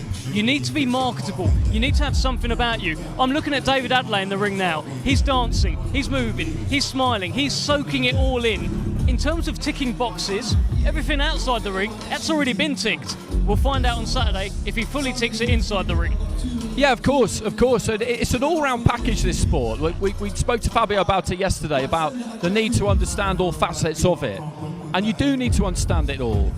You do need to have that marketability, that ability to appeal across the board, to be attractive to sponsors, if you like, but also to be attractive to fans, to switch that vocabulary when needed, to speak different languages in a sense, and they can both do that. You know, I think that's what makes this, in a lot of ways, such an enticing matchup. And Fabio, for example, you know, he wants to fight at Ipswich Town Football Club, Portman Road. You could get about 30,000 in there. He believes that at some point in the not too distant future, he can fill that. Well, that is Big D, David Adelaide. We're going to have a chat with one of the men that has made all of this happen, Mr. Spencer Brown. How are you, sir? Nice to meet you. Nice to see you. Nice to see you. I mean, when this first fight first came around, this event, did you ever think it would turn out like this? No. I thought it'd be pretty close, but I've never seen anything like this. Have you? I haven't. Have you been in the main stadium? Not yet. Go in there, you will not believe it. It's not just this is not just a boxing match. This is the biggest boxing event I've ever seen. This is just the workout, Spencer, and it looks like a WWE event. This is ridiculous. I walked in here early and I thought, oh, this must be the main area. And then he took me into, and I saw all the dancing, and is it Baby, Little Baby?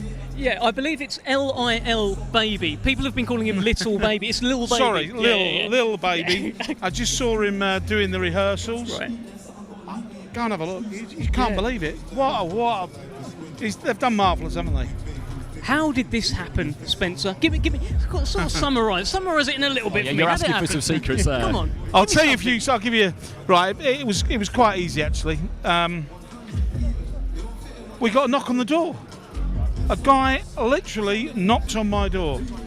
So we had a meeting. We had a meeting 2 or 3 weeks beforehand. They had 10 days to get back to us.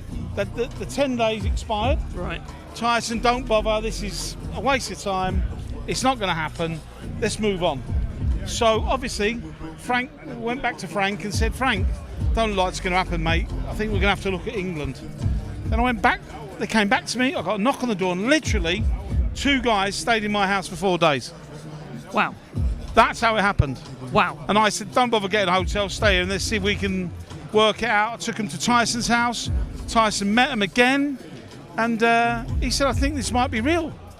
We both agreed. I rung Frank, rung George, and said, we think this is actually real. This is not a dream. This is actually going to happen. And Tyson gave me the blessing to go over to New York. So did George. So did Frank. Go and do it. So I went and done the deal. We went to Turkey Al Sheikh, who sat us down, explained what it was. and we done it. It was that easy. So literally, in 4 hours, we done it in 4 hours. Opportunity knocked, literally. Literally Oh, very knocked. good. Very good. I like that. It's very That's good. all right, that wasn't it? But yeah, opportunity did knock, and look where we are today. So it's amazing what fate can do. It's exactly that. And Andy, look, we were talking about the Usyk fight, right? It's sort of, look, it's no secret, Spencer. They put out posters and stuff. There's no secret anymore. No. But where is Tyson's head with that? Because it's not often, and it's not normally seen as like a positive thing for the fighter to have his next fight already scheduled, especially when he's got someone like Francis Ngannou in front of him. Well, it's totally unheard of. Look, it's going to be the biggest event we've ever seen, and I think obviously with it being on the 23rd of December, it's going to be a lot harder for people to get out there. But if you're looking to go to somewhere for Christmas, what better place? Driving down here, they've got fun fairs. You can even swim with dolphins here, just down the road there. So if you want to come here for a Christmas break, all right, there's no drink, but I don't think you need it. Give drink a break.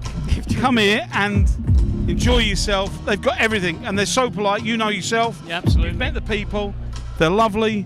They open their hearts to you. They open their homes to you. Yeah. You know, so I just think it's been a real eye opener, isn't it? You know, when Frank said this is a game changer, this is what he meant. This is a game changer. This is not something that's going to be a flash in the pan. This is going to be something that we're going to see for a long time. And I don't know how you're going to bet at this event, but I spoke to Turkey Al Sheikh last night. I think I'll find a way. Yeah, I spoke to him last night, and he actually said, "Don't worry, I've got something better coming." Oh. So I don't know what he's going to do. But How'd you get better than this, Spencer? Well, I don't know. That's the answer to you. But obviously, they've got something planned. They've got something up their sleeve. Oh, I can't wait to see it. Nor can I. And I think it's going to be a tremendous night. So buy the pay-per-view, because it's going to be unbelievable. It is going to be unbelievable. Yeah. It's been unbelievable hearing that story. A knock on the door, opportunity. A knock on the door, opportunity knocks, and we're here now with I don't know, and it just seems very surreal. And the Usyk fight was very easy to make as well. Brilliant, and we'll hear all about that, I'm sure, in the coming days too. In the next interview. Thank you so much for All joining right, us. nice Spencer. to see you, lads. Thank you. We're going to go back to our MC, Thomas Treiber. Welcome to the ring, coming to us from Ipswich, England, undefeated with 16 wins. 15 of his 16 wins come by way of knockout. Here is the reigning and defending British and WBA Continental Heavyweight Champion, Fabio Wardley.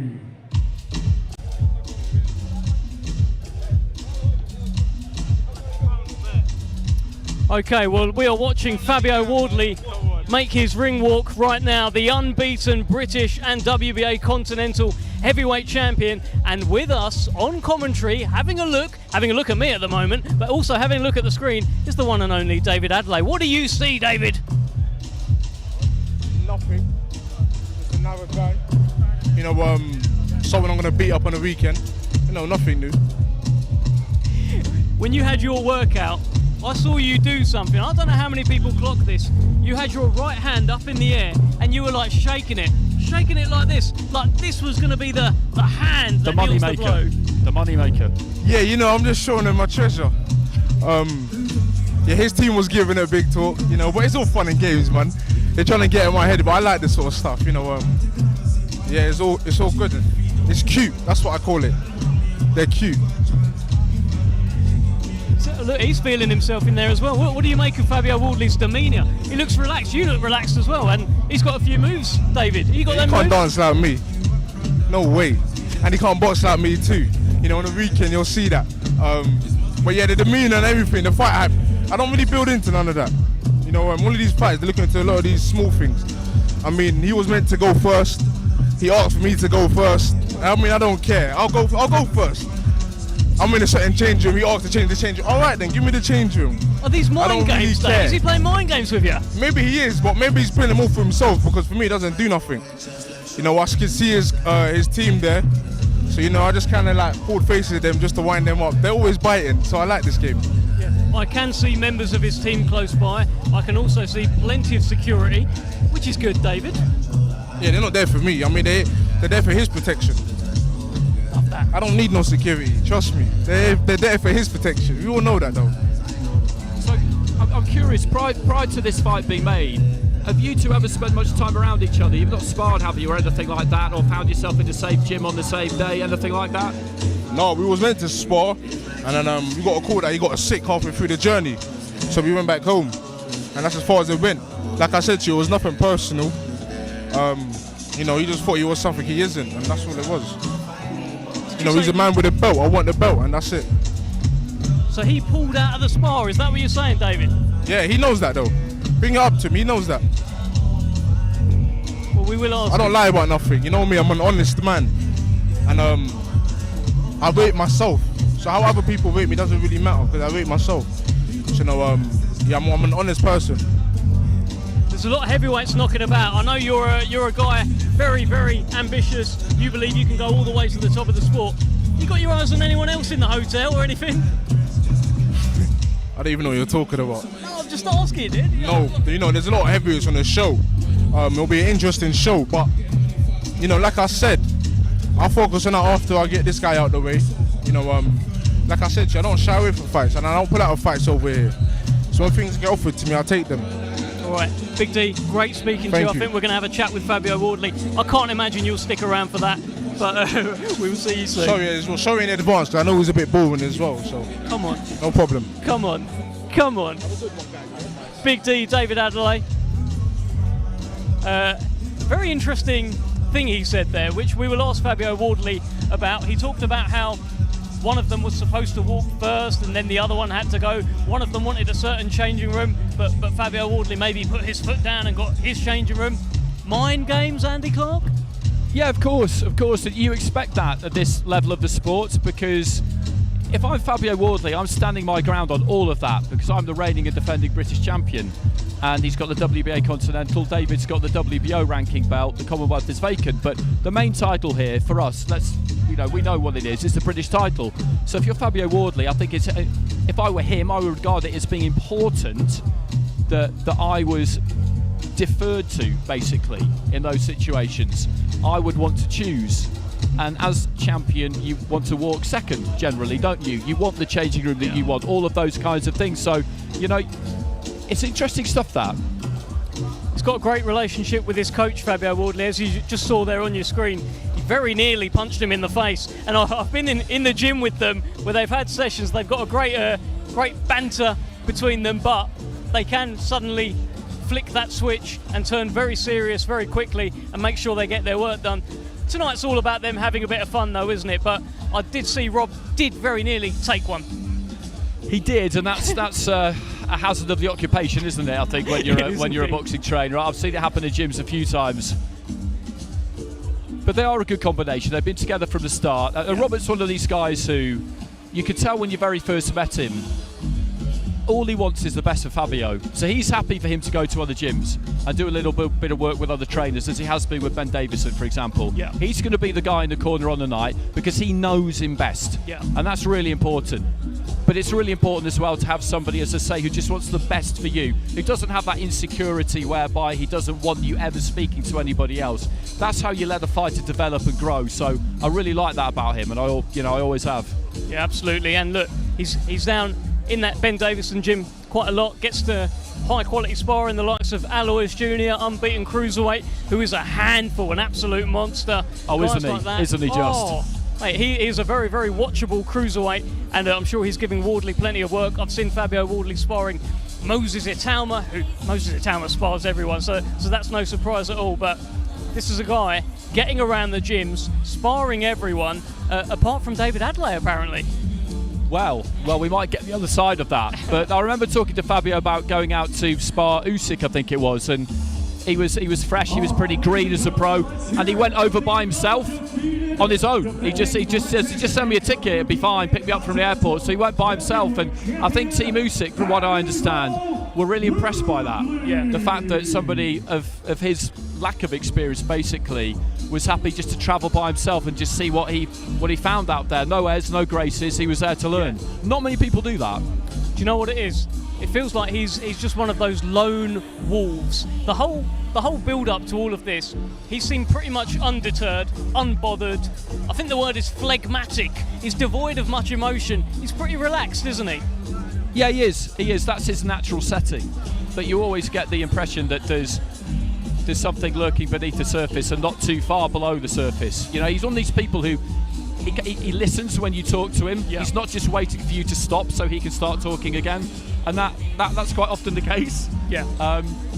Sorry, I was just waiting for you to finish. Very good. Very good. I jest. But yeah, he's an intelligent guy. Yeah. I think they both are. They're both confident. And one of them is going to lose on Saturday, almost certainly. Yeah. But depending on the manner of the defeat, that will dictate what kind of a setback it is, really. Yeah. And remember, neither of these guys have been past 6 rounds, right? It's quite something. And look, it's their own fault. They keep knocking everyone out, right? Bar 1 for each guy. So neither of them have actually been taken into those deep waters late into a fight where you do have to ask yourself a couple of questions. Have they skipped any runs? Have they actually got the tank that maybe they need at championship level? Maybe we're going to find out the answer to some of those questions on Saturday night. And we'll be speaking now to Mr. Fabio Wardley, who is coming in. Here he is, jogging his way in. Fabio Wardley, good. How you feeling? That's hard work, wasn't it? You enjoy yourself up there? Yeah, no, it's good laugh. Good fun, man. Enjoy it. Yeah, some decent tunes playing. I'm surprised I didn't see you cutting a few shapes or anything like that. Hey, you can sing it. I've got a few. Couple of moves. Listen, we're speaking to David Adelaide. He was watching you. He said you're the guy who's going to beat up on Saturday night. Oh, what do you think about that? That's his job, isn't it? Who else is he going to try and beat up on Saturday night? That's what we brought him in to do, isn't it? He's going to try. There was a couple of things that he said about, in the build-up to this, apparently you were meant to go in the ring first, but you said no. Apparently you were meant to be in a certain changing room, but you demanded a different one. Are there a few mind games going on? What's going on? It's just fun and games, isn't it? Just letting him know who's in charge, that's all. Hey, I've done more than him. I've earned my stripes more. You come to me, you want my belt, fair enough. Earn it. Yeah, you can't. I was saying you can't be walking first if you're the British champion. That your right is to walk second, and it's important. It's important to establish that ground. Yeah, that's all it is. It's establishing the pecking order. I'm up here. You're somewhere down there. You're trying to find your way in that. But look, I've done the hard work already. I've earned my fights. I've earned my belt. I get all the privileges that come with that. If I get a change of room on a different side of the arena, or I walk in a different in a different corner of the ring, look, they're small things, but hey, they're all things I've earned along the way. Do you think that these sorts of things are getting in his head a little bit? I don't know. I'm not fussed if they are or if they're not. It's not about him. It's about me. Give me the rights I deserve as a champion. That's all. That's all I'm asking for. Nothing special. I'm not asking for fireworks and fancy tricks and a magician. I just want what's owed to me. Look, you probably will get it on Saturday. To be fair, if you probably would get them. Listen, the other thing we spoke about when David Adelaide was here was about this sparring session that never happened. Now, he said you were apparently on your way, and then, you weren't on your way anymore. What happened? I don't know. It's a sparring session he's clearly holding on to. Look, there's a few different heavyweights down my gym that I train at. Whether he was down to spar me or some of the other boys, I don't know. But there's no point in my life where I got the call to spar David Adelaide and I went, oh no, let me turn around and go home. Like, I sparred Fraser Clark, I don't know, a few months ago, not even long before. And look, we're probably due to fight at some point in the future as well. Like, I ain't fussed about that. I sparred Nathan Gorman for about 2 months in the build-up to his fight, first time around, and then it came around that we fought for the British title after that. So look, if people want to get a little look on me and prior to, you can have a go, but sparring's very different to the night. We were talking about this, how you don't seem fussed by anything. I bet if we check your heart rate, it's barely doing anything, despite all of this, despite just doing a little workout. You're unfussed, right? Well, I don't know. It's a bit warm out here, so it's probably beating a little bit. But look, it's not about being unfussed. It's about just enjoying the moment. Like, just going like, look, it's a special event, special occasion. I'm privileged enough to be a part of it. Take a second, look around, soak it up. So that's what I'm doing. But yeah, I think my normal demeanour is I'm pretty chilled, pretty calm. Not too much gets to me, anyways. Did it get to you last night having dinner with His Excellency? I saw the photos going around. It looked like quite a big thing. I was there. I know. I was there as well, and I don't know if anyone was paying attention, but someone turned up a bit late, and His Excellency wasn't too happy. So that weren't me.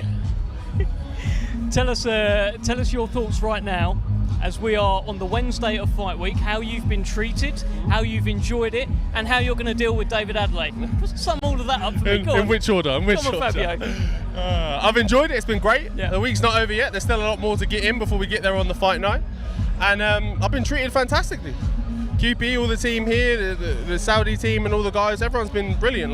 No one could be more accommodating. It's been a fantastic event, something I've been really excited to be a part of. And Saturday night, after everyone's all done their bit, it's now time for me to do my bit and put on a show for everyone to have a watch. And that's definitely what I intend to do.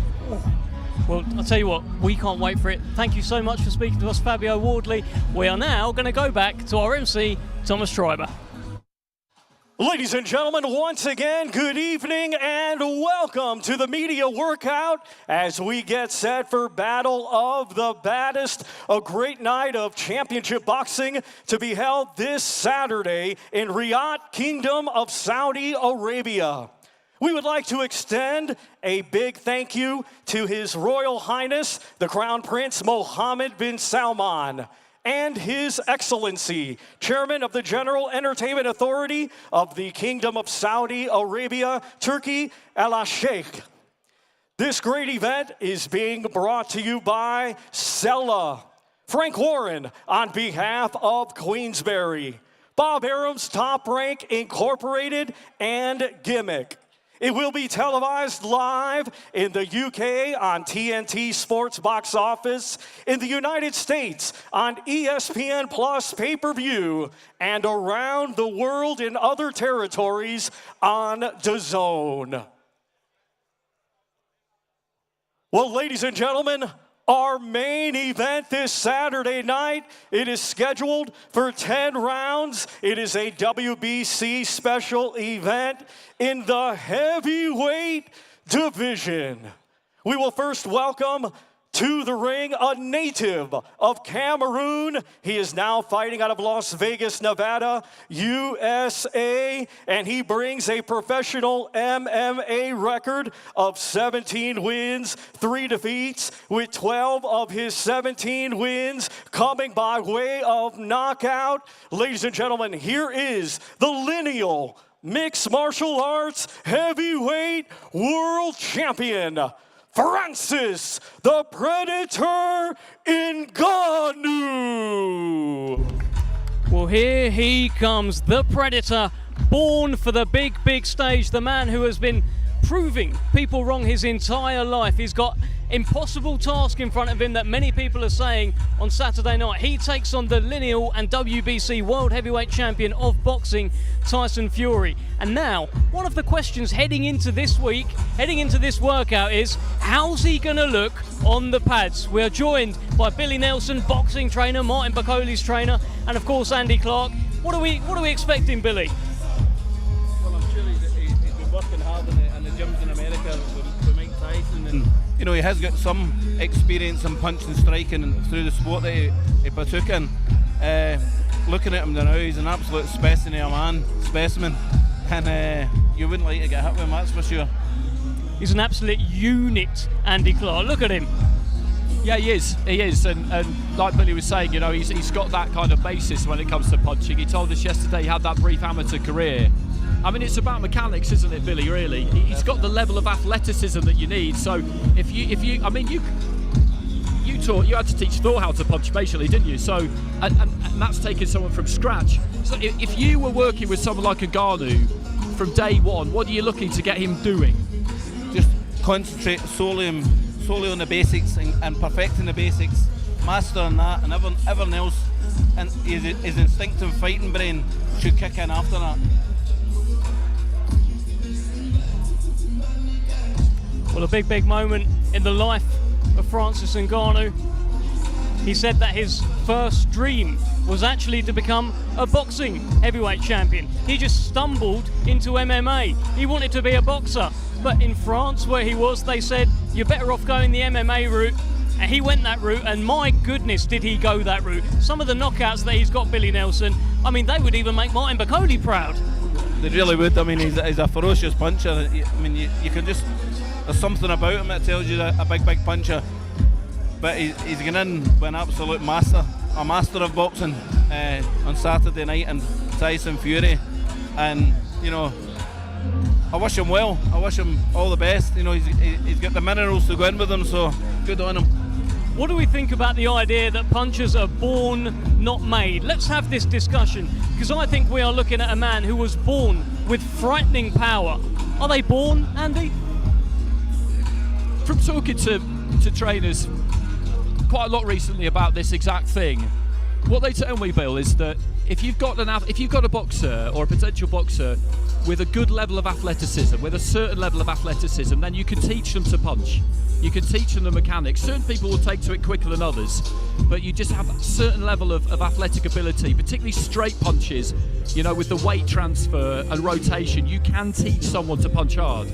That is the thing, that's the key, the rotation of the waist, the athleticism, and you actually knocked the nail on the head there. Is how they take it in and absorb the information that their coaches are giving them. Some people take a little longer than others, and the ones that pick up quicker develop quicker, don't you? It's just like any form of education. What do we think about the look, I mean, I can't see him here tonight, but he will be there on Saturday. He has been in his camp. Francis Ngannou has had Mike Tyson as part of his training team. He has been coaching him. He has been giving him that advice, that positivity, that mindset. How do we feel that will affect Francis Ngannou heading into the biggest fight of his life and his boxing debut? Well, it can only be a good thing for him. I mean, Mike Tyson, he's a legend of the sport. There's nothing Mike Tyson hasn't seen, done, or he's done everything that there is in boxing. So anything that man would say, to me, I would absorb that information, take it all in, and try and use it to the best of my ability. He's doing that old thing now, isn't he? Just wrapping his hands for ages. I remember going to the workout before Anthony Joshua against Vladimir Klitschko, and Vladimir just got a chair, sat in the middle of the ring and wrapped and taped his hands for about half an hour. It was absolutely exasperating. One thing he said to us yesterday, Billy, Francis, was that I said, how have you managed to try and replicate Fury in training? And he said, I haven't. I've just been concentrating on myself. I'm not that bothered about Fury. A guy is a guy, that kind of thing. I get that, but at the same time, being able to punch hard on a punching machine is one thing. Being able to hit a moving target like Fury is an altogether different one. That's entirely right there. You can have all the power in the world, but if you don't connect on something, then you're not going to hurt it. And I know firsthand how good Tyson Fury is. We watched him spar my boxer. He's a defensive masterclass, so he is, and it's going to be very, very difficult for him to hit hard. Well, listen, I think Francis Ngannou knows that. A lot of people have been asking him about his power. Can he land that shot? And he tends to dismiss it, and he tends to say it's not just about landing one shot, it's about getting into range and landing punches. So I think maybe there's a bit of a myth out there that he's just going to be following him around the ring, trying to land a big right hand. I think there's going to be a little bit more we'll see on Saturday night from Francis Ngannou. Well, there's one thing, trying to get an distance, trying to get any distance, it's very, very difficult with somebody like Tyson Fury, because his height, and more so the reach that he's got. His reach is phenomenal, and once you get past that reach, that might nullify his power shots, because his power shots are the straight shots. The rotation of I don't think he's going to get those shots off against Tyson, and if he doesn't get them off, then he may be in a bit of bother. Well, he's got nothing to lose at all, Andy Clark. I mean, you talk about the risk reward. It feels like Tyson Fury is the one who is risking everything in this fight. Francis Ngannou, he's got it all to gain, hasn't he? Yeah, absolutely. He can't. I'd slightly hesitate to say that it's a no-lose, because in his head, he's not going to look at it like that. He's a champion in his own sport. He's top of the tree, and Bunty was just saying to us, Billy, that you get the vibe from Ngannou that he can't quite understand why everybody thinks he's got no chance, because in his mind, he absolutely has a chance. And having that confidence, that mentality, it is important. He might not win, but do you think there's a chance that he could cause some problems in there on Saturday that we maybe don't expect? In all fairness, I don't think he's. See, it's not just about punching hard, which he clearly can do. You have to create those opportunities, and he might not have the boxing awareness to do that in the ring. You know, setting traps, slipping punches, parrying punches. We don't know if we can do that. The one thing you have to remember about Francis Ngannou is the sort of stuff that we're saying there about, it's 1 in a million kind of thing. It was 1 in a million for him to leave Cameroon. It was 1 in a million for him to survive being homeless on the streets of Paris, eating rats, going from homeless shelter to homeless shelter. 1 in a million really for him to become an MMA fighter, a UFC world heavyweight champion. He is used to defying those odds. Very much so, and credit to the man for everything that he's achieved in his career. You can only take bow to him, you know what I mean? And I wish him well, I wish him well in everything that he does. But, with regards to boxing ability, Tyson Fury is not number one in the world for nothing. If it was role reversal and Tyson went to his discipline, it'd be very similar, you know what I mean? Role reversal. Well, he's making us wait, but we're going to see him let his hands go in just a minute. We were saying earlier on that when you see someone with real top-level power hit the pads, it makes a different kind of noise. It's that sharper explosion of air, that ping sound rather than a thud. I mean, you've been around this a long, long time. Who's the most explosive puncher you've seen on the pads or taken on the pads? Currently, I train a young lad called Lewis Crocker, and he is a ferocious puncher. He actually hurts your hands on the pads. He's a ferocious puncher. But I remember, it must have been about 15 years ago, Jimmy Tibbs used to train Wayne Alexander. Yeah. And we were down in the Lennox Lewis Centre down in, I think it's called Lewisham. A Clapton. It's a Clapton, I know it. It was a great facility for boxing. And I had the privilege to watch Wayne Alexander on the pads with Jimmy, and it was like being in a shooting range. Ka-chung, ka-chung. Oh, the right hands were frightening. Absolutely ferocious puncher. Well, look, Francis Ngannou has now gloved up. We are so used to seeing Francis Ngannou with very, very small gloves on. Look at the size of them, and that is the difference between MMA and boxing. I mean, how big are those gloves do you think he's got on there? I think they're 16s he's got on. Yeah. I think they're 16s. I mean, I believe that is it 4-ounce gloves that they wear? Correct, yeah. So even he's going to wear a 10-ounce glove in the fight, I'm sure. Yeah. For all the power that he does produce, that'll decrease a little with wearing a slightly bigger glove, obviously. And keeping those gloves up. Keeping 4-ounce gloves up would be a bit easier than 10s, obviously. So these will be heavier gloves to keep up. So it will tire a fighter out keeping them up. Oh, 100%. Yeah. 100%.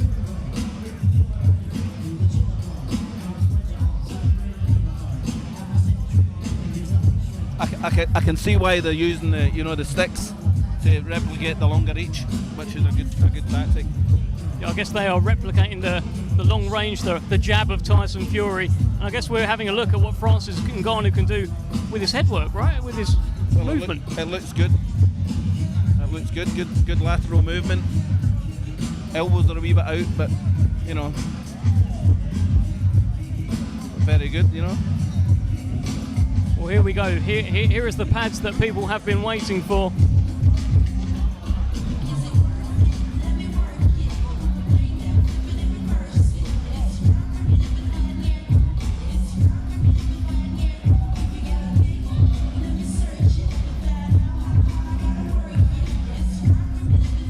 Are we looking at the man who can trouble Tyson Fury on Saturday? I mean, in terms of the head movement that we just had, a little bit of moving about, I don't think he looks particularly out of place there in terms of in a boxing ring. We've seen him on the pads now as well. Can he shock the world? I don't think he'll shock the world, but he'll certainly give Tyson a lot to think about.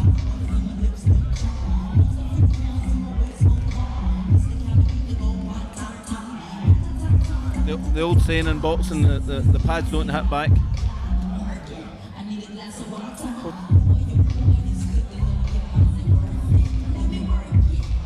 Billy, look at the size of this man's legs.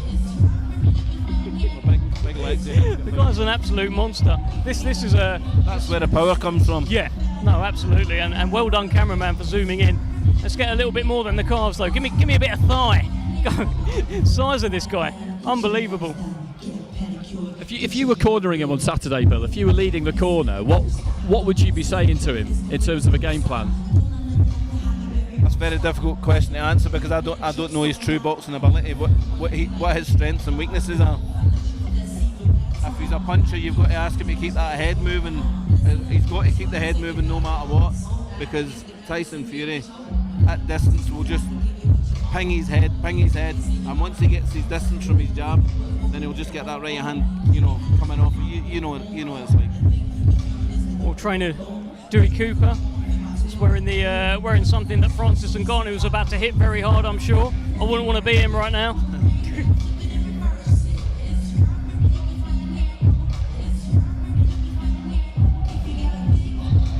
In terms of Tyson on Saturday night, we've seen in other fights before, sometimes he'll put his hands behind his back, sometimes he'll poke his tongue out. He's a guy who likes to have fun, sometimes in the most ridiculous situations, like when he's hurt against Wilder. He does like to have a bit of fun. Do you think he'll be pulling any faces or having fun on Saturday night? I think he'll have Francis. I think he'll go out the first minute and have a good look at him, judge his speed, see what he's got, and then Tyson. I mean, Tyson is an exceptional fighter, and I think he'll show his full array of skills. I think Francis will have great difficulty getting past Tyson Fury's jab. It's an educated jab for many years. You just can't go in a boxing gym and have a jab like Tyson Fury's. You know what I mean? One thing I would point out is that I believe Tyson Fury in his career has been dropped by people who don't hit as hard as Francis Ngannou. You've got to remember, this guy that we're looking at right now is in the Guinness Book of World Records for punching harder than anyone else in the world. Tyson Fury early in his career has been dropped by guys like Steve Cunningham, Neven Pajcik in particular, and I don't think they hit as hard as this guy. I mean, it's kind of impossible to tell, really, because like we said before, hitting a punching machine is one thing. Being able to land solid on someone who's on the move is another. I mean, one thing that trainers do say, and I mentioned it earlier on in the evening, is that if you catch somebody clean with one they don't see, then anyone can go. But the problem is catching Tyson Fury clean with one he doesn't see, because Deontay Wilder's put him down 4 times but hasn't been able to put him away. So when you assess all of that, it is the tall task that we thought it would be for Ngannou. But I'll just be interested to see if he can give us something a little bit unexpected on the night. What I would say, looking at him hitting the pads there, he throws a body shot with a very straight leg, and for a man that punches very hard, if he dipped his legs a little more, he'll generate a lot more power. But watching him with 16-ounce gloves on, he's got reasonable hand speed.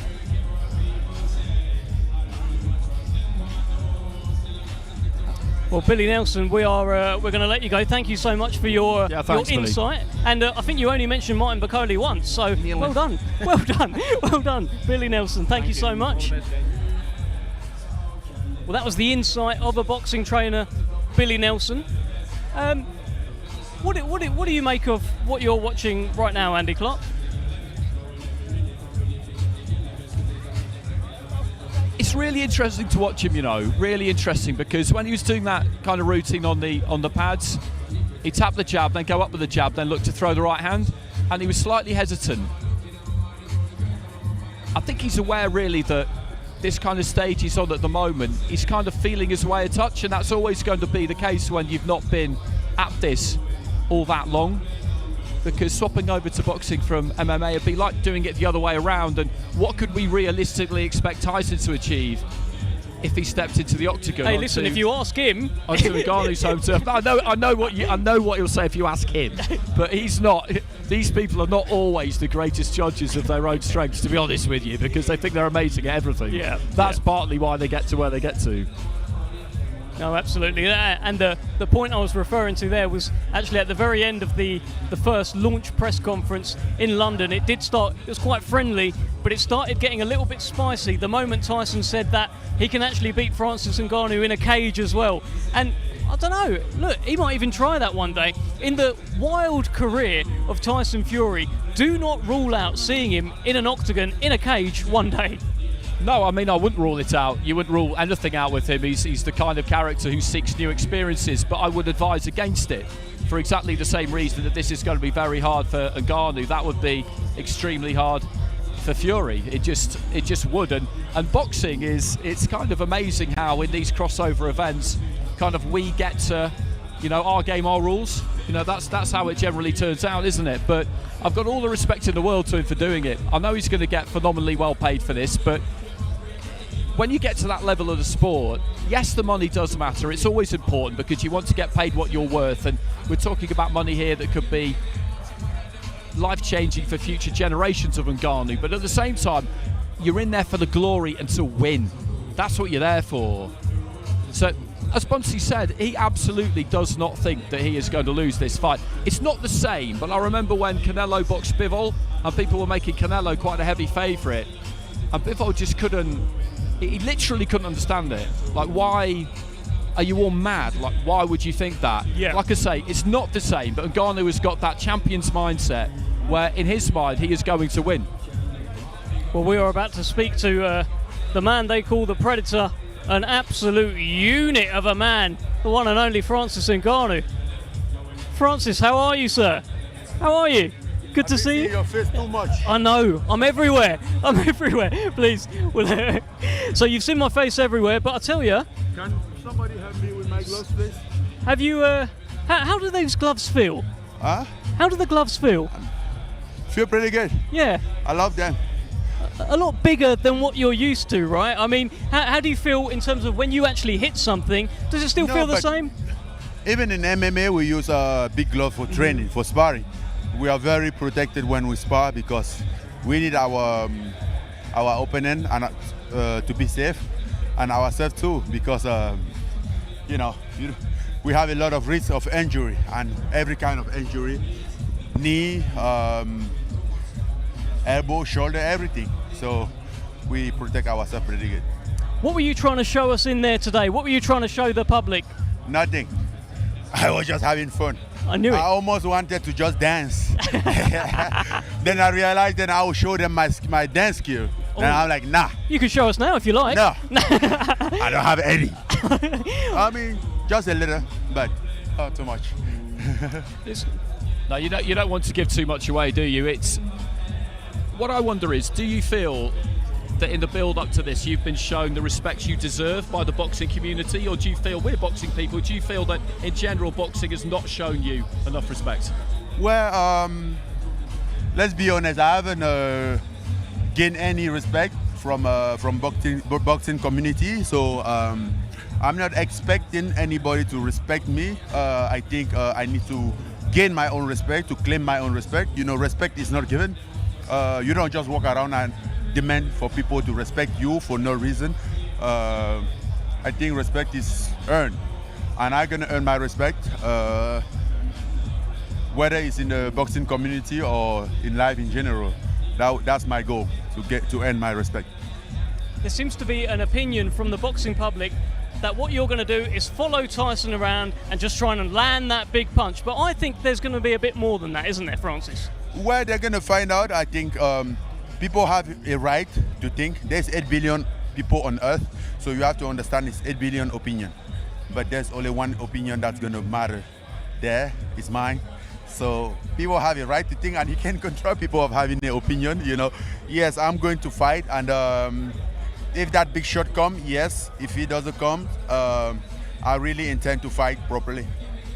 You've spent your whole life making the impossible possible. Is it possible for you to beat Tyson Fury on Saturday night? Everything is possible. Everything is possible. Otherwise, we wouldn't be here. In fact, see where we are talking about Tyson Fury. We would have believed that a couple of years ago. Even last year, we would have believed that. But here we are talking about that fight that is going to happen in 3 days. So it's quite possible. Absolutely incredible speaking to you, Francis Ngannou. Thank you so much. We're going to lose you. Got the fist bump in the end. Let's go back to our MC, patiently waiting, Thomas Treiber. And now let's welcome to the ring the heavyweight sensation, fighting out of Morecambe, England. He brings an undefeated record with 33 wins, 1 draw, 24 of his 33 wins coming by way of knockout. He is the lineal boxing heavyweight world champion and the reigning WBC heavyweight champion of the world, known as the Gypsy King, Tyson Fury. Well, here comes Tyson Fury, the WBC and lineal heavyweight world champion, the world champion of boxing, of course, taking on the lineal MMA heavyweight champion.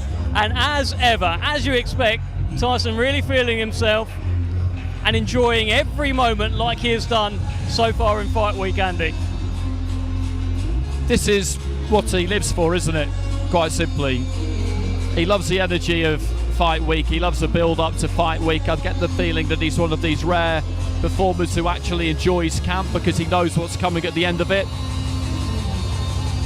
He's addicted to this stage, and I think most top level performers in any sport, but particularly in boxing, it really is an addiction, and that's why it can be hard when it comes to an end. But whilst it's going, whilst it's in full flow, there is absolutely nothing like it.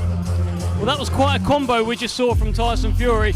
I saw a left, I saw a right, I saw a knee, I saw a headbutt. Some of that stuff you can do in MMA, some of it you actually can't do anywhere. The headbutt, I'm not sure that's actually allowed, Andy Clark, but he's feeling himself, isn't he? He is, he absolutely is. He expects to win on Saturday, and he expects to win comfortably. Yeah. And we expect him to win as well. But there's something else at play here, of course, which is that fight against Usyk on the 23rd of December. So he has to come through this in good fashion. He doesn't want to be picking up any head clashes and cuts. He doesn't want to be picking up any kind of injury, because he's got, 8 weeks between the two fights? So with that in mind, it does play a part, or at least it could play a part on Saturday. I don't think it'll affect tactics or his mindset or his approach, because you can't let that kind of thing cloud you. But at the same time, it's not quite as simple as just get the win, because he's got to come out of the ring in good enough condition to get back in there if they're to deliver that fight on the day that we expect them to, in good shape. Yeah, and listen, we've just spoken to Francis Ngannou. That's a guy confident. That's a guy who knows what he can do. He's always been so assured of himself. He's not just here to take part, take a few photos, and dance around. I mean, literally, he didn't want to dance in the ring. He didn't actually want to show us anything in the ring. So that's a man with a quiet confidence here, looking to really cause the upset and shock the world on Saturday night like he always does. But, it'll be up to Tyson to make sure that doesn't happen. Yeah, absolutely. And you listen to Francis talk, and what kind of resonates from him is that he's been somebody who has been at the top of the sport, the combat sport, for a really long time. So he's a realist. He's not going to indulge in a load of absolute nonsense talk, the like of which I felt we did hear from Conor McGregor in the build-up to the Floyd Mayweather fight. Each to their own. He went about it slightly differently. He wears that cape of utter invincibility and supreme confidence and bombast basically at all times. Someone like Ngannou is slightly different, a slightly quieter demeanour, but the determination and the will and drive to succeed that he's had to make it from where he came from to where he is, it can never be underestimated. The only way I see this going wrong for Fury on Saturday is if he underestimates his opponent. Yeah. It's always a possibility. It is always a possibility, because you can do all the training, you can do all the groundwork, you can do all the runs, but if you just don't have that slight little knot of fear in your stomach that it could go wrong, then that can translate into the kind of performance that can lead to problems. Yeah, well, it's exactly that. But he is absolutely adamant, Tyson Fury, that he hasn't underestimated Francis Ngannou, that he is treating him with so much respect. He put in a 12-week camp for this, talked about how for the third Deontay Wilder fight, I think he only got 5 weeks. He had all sorts going on, but he only got 5 weeks to actually train for that fight. And look what happened. I mean, it was a brilliant, pulsating fight, but he did have to taste the canvas in that. So he is giving all the respect in the world here to Francis Ngannou, and he appreciates that he's got a guy in front of him coming to take his head off. And I think as well that what's at stake here, that 23rd of December date potentially, that should serve to be enough in terms of motivation to guard against a lackluster display or committing that cardinal sin of underestimating your opponent. So if that date wasn't there and wasn't set, and it was maybe sometime next year, or that deal hadn't even been done or really spoken about, then I think that would be a little bit more of a factor potentially. But as it is, I think we're pretty safe from that. Well, we are joined by Mr. Tommy Fury, the KSI conqueror, the Jake Paul conqueror. How you feeling? I'm feeling good, mate. I'm happy to be in Saudi again. I mean, obviously, I'm not fighting Jake Paul. It's Tyson's show. So, yeah, I'm happy to be here. I'm enjoying it, loving it already. What an atmosphere. What an atmosphere. And look, as a brother, that's your brother there, right? You must be beaming with pride that he is able to do a fight like this. He's fighting Francis Ngannou, a massive crossover fight. And he's really a man at the top of his game right now. Yeah, definitely. I mean, this is a massive, like you said, crossover fight. I'm used to them now. But what an atmosphere. I mean, that's what this is to me. This is an event. As far as the fight goes, it's Tyson's fight. He's going to dictate everything in there. I think, most people know that. It's Francis' first boxing fight, and he's fighting the best to ever do it. So it's a very big ask, but I just genuinely think whenever Tyson wants it to be over, it will be. But he is taking it seriously, isn't he? That's what it seems like. We've seen at the launch press conference, he was bigger, he was heavier.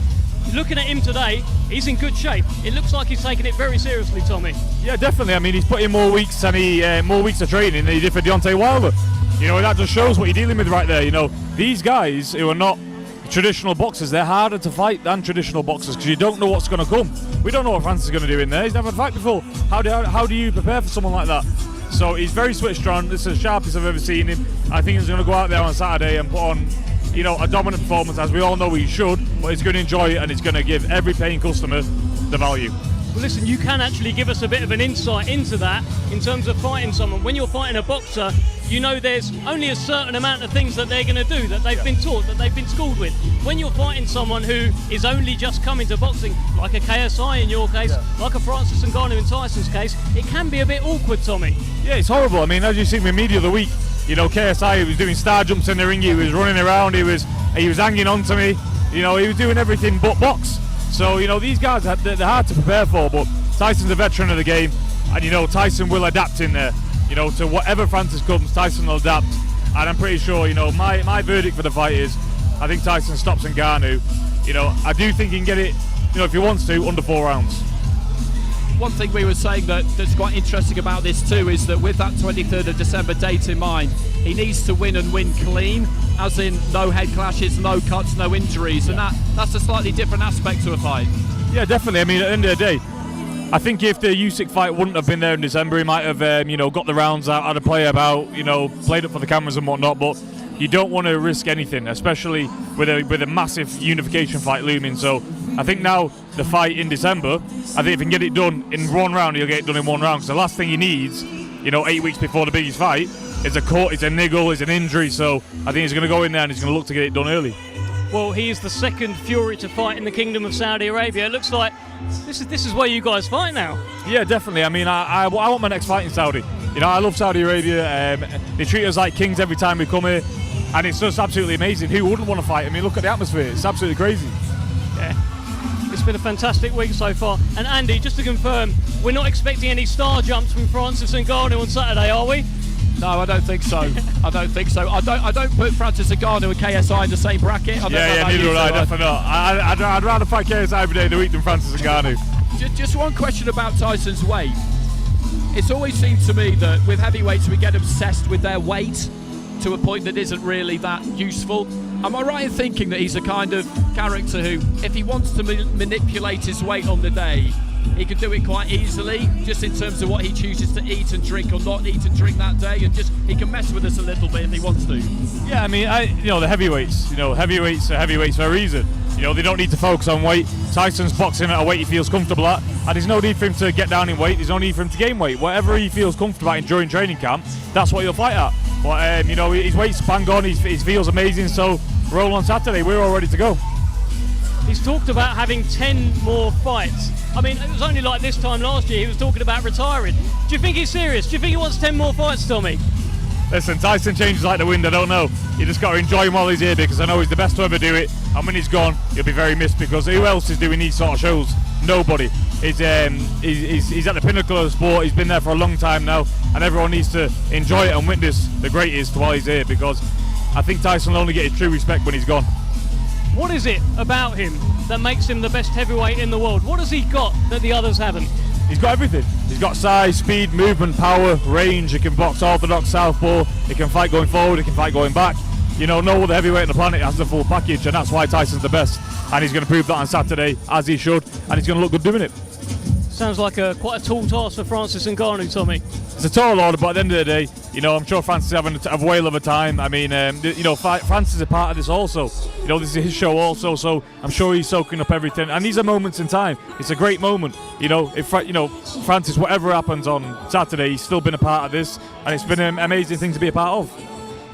Just on Francis, I know you're a guy who likes like a good story, and you've got admiration for people. Francis Ngannou was homeless, right? He kind of got away from Cameroon. He wasn't expected to. He wasn't expected to become a UFC heavyweight champion. He's been making the impossible possible his whole life. You must have some admiration for that, Tommy. Oh, 100%. I like Francis. I mean, I think he's a lovely guy, and what he's done already, he's already won. He's already won.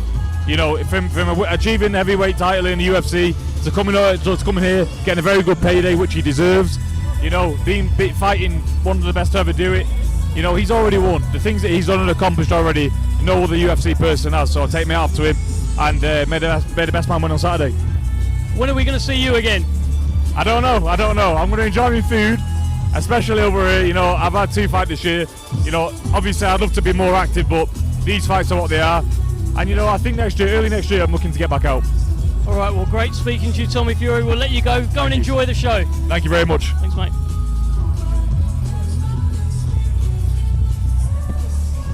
Well, there is Tommy Fury. I'll tell you, the insight about fighting someone who's not necessarily used to boxing, I think that's quite insightful there. Obviously, look, there's levels between Francis Ngannou and KSI, but fundamentally, it's still someone who hasn't necessarily had all those years of being taught the fundamentals of boxing. No, it's a reasonable point. It's a decent point. I see it in the amateurs quite a lot sometimes, in the preliminary rounds of a World Championships, for example. I saw quite a lot of it a couple of years ago, where you had a fighter, a well-schooled, very experienced fighter, in against someone with nothing like the same amount of experience, and they're pulling off all these manoeuvres that you haven't seen for a long, long time. And you have to take your time to have a little bit of a look at it. So I do think he'll do that on Saturday, because, as I say, the danger is when you're in against someone that unorthodox, arms and legs in places you don't normally expect them, and heads, that something could happen. You could get tangled up, you could put your shoulder out. You know, anything's possible in there. And I think Tommy's right. He won't want to hang around, but I think he will stop, have a look, see if he can pick up the read of him, the beat of him, and then look to put him away, because there's too much at stake here to be looking to try and carry anyone or anything like that. I feel Floyd Mayweather did that against Conor McGregor for me. I absolutely think he did. He could have finished him at any point after having a little bit of a look, but carried him into the later rounds. You can't be doing that here, because there's too much on the line. Way too risky, and also with Conor McGregor, you know, he's a lighter man. You know, when you've got Francis Ngannou, who hits harder than anyone in the world, apparently, according to the Guinness Book of World Records. As I keep reminding you, Andy Clark, you know, it's a big risk to take. And Andy, I can see so many faces around here. You know what we're going to do? We're going to send you for a walk, my friend. Go on, go get him. Go get him, Andy Clark.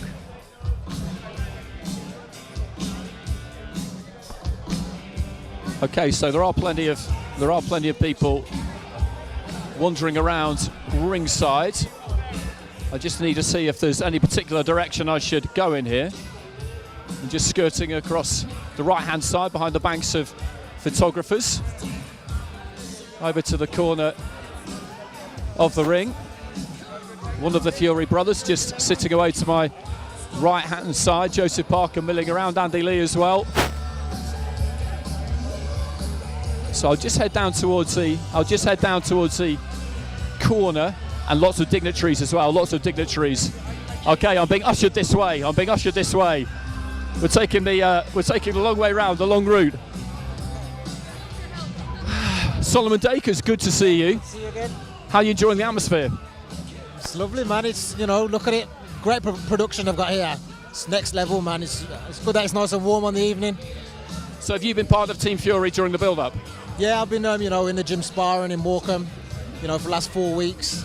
You know, getting down and dirty, doing the hard yards. Yeah, man, we're working hard. And how have you enjoyed it? Yeah, it's been a good experience for me. You know, the sparring first and foremost, you know, is what it is, hard work. and then coming over here, you know, you get to enjoy things like this, great atmosphere, great production, you know, and I'm just soaking it all up. And we were just talking about the fight itself, and we all know that Fury is a massive, massive favourite. Full respect for Ngannou for taking him on his own turf. But he cannot, firstly, underestimate him. I don't believe that he will. But secondly, he does have to try and win this fight and win it clean without any mishaps or injuries because of the date that's looming. And with all of that in mind, you know, it's going to be a seek and destroy mission, you'd imagine. Yeah, definitely. I mean, he's prepared for this just like it's any other, you know, top world title contender. You know, we've been sparring hard, doing the rounds, 12 rounds, you know, 15 round sessions. He's not going to take his eye off the ball. He knows with these guys that are not boxers, they can be awkward, they can be tricky, and he's got power, you know, he's a massive heavyweight. So, you know, he's going to be very switched on in there, but I don't think he said himself, if he gets caught, if he gets hurt or whatever happens, he's got to win this fight. Don't matter what's in the future, he'll do what it takes to make sure he puts on a performance here first and foremost. Okay, just before I let you go, you're the reigning English heavyweight champion currently, so you'll be very interested in the fight between Fabio Wardley and David Adelaide for the British and Commonwealth. Yeah, definitely. You know, I'm here. You know, my eyes are really on that fight, to be honest. The winner of that fight, I want to be the next one in line there, because I believe that British title something I can take in my next fight, you know, after that. So, got my eye on that very, very closely. Okay, thanks very much. Always good to catch up with you. Okay, so I'm just being marshalled into a seat next to Shane Fury. Shane, you're a veteran of these big fight weeks now. Has this one been any different to others? I think it's the press-wise and everything else. I think it's been much bigger than what we've ever seen, I believe. But you're looking at, in my opinion, probably the greatest heavyweight in history. Might be a bit biased, but even the haters, he's there for an argument, isn't he? Look at the way we can move. He's 20 stone now. Come on, unbelievable. Do you feel like he's reached the peak of his powers yet, or is there more to come? I don't know. At 35, how much more is there to come? We're realist. 35, he's not showed no decline yet, but at 35, he might go overnight. But at the minute, through the camp, he's done everything what's been asked of him, and done it well as well. Well, it's an incredible ride that he's on, and he continues to take us on it. The second half of this year, the Netflix series, this, and then the date looming at the end of the year, I don't think anyone's really had a run like that. No, he is a big star at the minute, isn't he? But he's had his ups and he's had his downs, and I think it's all developed and it's all made what he is now. It's built the character. All the negatives and all the positives has actually built the character what you're seeing at the minute. Okay, Shane, thanks very much. Cheers, mate. Always a pleasure. So I'll just slide along to my right-hand side and just sidle in next to Big John Fury. John, like Shane, you're a veteran of these fight weeks, of these build-ups now. Has this one been any different? No, it's been a marvellous occasion. It's exceptional, magical. But when you look at the man performing there, just moving around the ring, you can use his class, you know.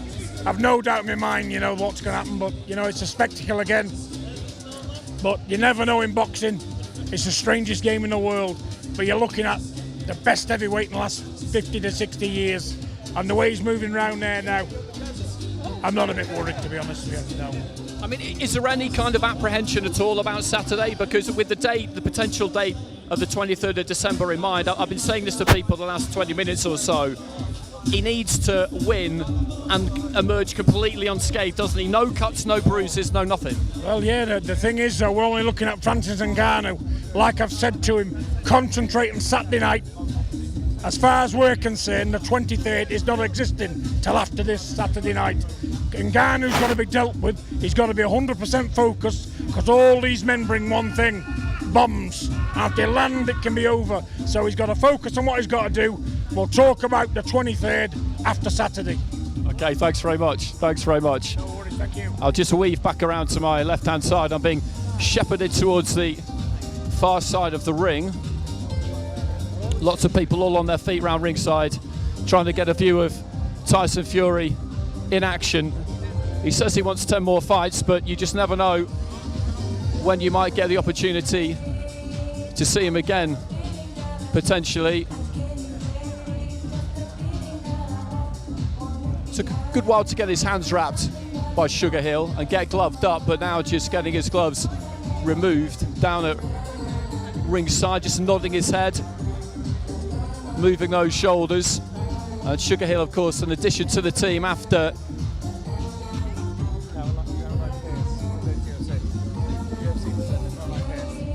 Okay, so let's bring in somebody now who can enlighten me on the MMA side of things, Caroline Pierce. So, Caroline, I'm a boxing person.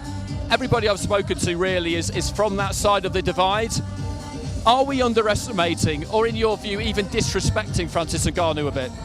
I think a lot of people are, actually. You look at Francis Ngannou and he is the hardest hitter out there. I mean, we see the way he's floored people like Alistair Overeem within the UFC, Stipe Miocic. I mean, these are the best of the best within our sport. And I think even he's got the Guinness record in terms of hardest hitter. I know Tyson Fury hasn't been measured, and you know he can't really say that he's going to hit harder than him. But we're going to see. But with Francis Ngannou, from where he comes from Cameroon to Paris to where he is today now in Vegas, where he trains. Actually, just tell us a bit about that, because the drive to succeed for someone like him, for a great champion, is absolutely huge. He's quite, I wouldn't say softly spoken, but he was quite phlegmatic when we spoke to him, but he's been through a lot, hasn't he? He has, and I think in his mind, if he can survive what he survived to get to where he is today, he can do anything. And that's what he believes. And I just spoke to him a moment ago, actually, as he came out from this open workout. And I said, what's been Mike Tyson's advice to you? And he just said, Tyson Fury is just a man. Any man can be beaten. And my opinion is, I think Francis, don't necessarily try to box Tyson Fury. Go out there, make it awkward, make it uncomfortable. When you haven't fought an MMA fighter that boxes differently, there's a case to be made that those punches are come at you from different angles, and Tyson Fury has acknowledged that himself as well. So I think Francis has to use what he's got, what's different about him, and if he can land, he can knock anybody out. Okay, thanks very much. Thanks very much. Nice insight there from Caroline Pierce. I just pounced on my old pal Ziad Al Mayouf, who we spoke to yesterday again, the leading light of Saudi pro boxing at the moment. We've seen you a few times over the last few months. You're nice and close to the ring here, having a look at Tyson Fury. Is he a fighter you particularly admire? It's just something you never get used to. Tyson Fury has always been an idol of mine, and I grew up watching him on TV. And for him to be in Saudi Arabia in front of my eyes right now is something, if you would have asked me 5, 7, 8 years ago and you told me would it happen, I'd tell you it's impossible. But anything is possible, I guess, in Saudi Arabia now and today. Okay, Ziad, always good to see you. Always good to see you. Okay, let's just have a little bit more of a scout around. I think I might have run out of gas at ringside here just for the moment, so I'll slide back in behind the desk with Dev. Unless I've missed anyone out, I don't think I have. Everybody thronged around ringside, Dev. I thought you was going to have to kick off there. He gave you a bit of a second take. I thought, are we going to see the fist fly of Andy Clark? But thankfully not. You've left it to the boxers. Well done. No, it's always good fun. It's good fun roaming around, because there's people who turn up at ringside during fight week, during fight night, who you don't necessarily expect to see, and that's another aspect about Saturday, isn't it? The list of names that we've been hearing who are going to be there in attendance it's something else. Yeah, I mean it's unbelievable. It's everyone who's everyone. Do you know what I mean? It's a case of some of the best heavyweights ever will actually be here watching this. And hey, you may be looking at one of the best heavyweights ever. I think you are. He will tell you that he is the #1 heavyweight of all time. I've seen interviews with him this week saying that he doesn't believe anyone can beat him. And I think we're getting a bit of an indication here. We saw him do pads orthodox. We saw him do pads effortlessly in southpaw as well. 6'9", 270, 280 pounds. A nightmare to fight for any heavyweight. Yes, and that's always been the thing with him. And what's been really interesting about the last few years has not just been the comeback, which was incredible really, but it was a stylistic shift after that first fight against Wilder. I'll be honest, I thought he took that fight against Wilder the first time around as a cash out. I think he'd had the first couple of comeback fights. He maybe felt it wasn't really there anymore, or he didn't really know if it was there anymore, and decided that he needed to take a big one for big money in case he lost to a lesser name in the meantime, and then that fight would disappear, and I was totally and utterly wrong. And sometimes being wrong is the best thing, because this sport has a way of surprising you, and sitting up late tonight watching that was incredible. Watching him get off the canvas in the 12th round was absolutely extraordinary. And off the back of that, you felt like he would think, well, I so nearly beat him coming back in from the cold. I just need to box like I did again, have some better judging at ringside, and I can beat him. But instead, he decided to completely change style, change trainer, told us he was going to go out on a seek and destroy mission. I didn't really believe him, and then on the night, he absolutely battered Deontay Wilder. It was, again, it was quite something to see, and that's how he's gone about it since. Yeah, he absolutely has. And in terms of that first Deontay Wilder fight, I think sometimes, just like in boxing, as we see him bad up Sugar Hill there, sometimes it's all about timing. Tyson Fury spent so long out of the ring, had a couple of warm-up fights. He was really a sleeping giant in the heavyweight division. The guys at the top were Deontay Wilder, they were Anthony Joshua, but they weren't fighting each other. An opening opened up. Tyson Fury was there, he said, I'll fight him, and he walked right towards the fire that is Deontay Wilder. And hey, over 3 fights, he most certainly put that fire out. I think he's proved his worth in terms of that trilogy will be remembered for decades and decades to come. It will. I was at the third fight at the T-Mobile in Las Vegas, and it's the best fight I've ever commentated on, and I'm not sure I'll get a better one because of the way that it toed and froed. To have a truly great fight, it has to go one way and then the other. Wilder started fairly well, I thought, getting on the jab. He was heavier for that fight than we'd seen him previously, but then he got put down, and you thought to yourself, okay, here we go again. And then in the next round, he got up and put Tyson down twice. Yeah.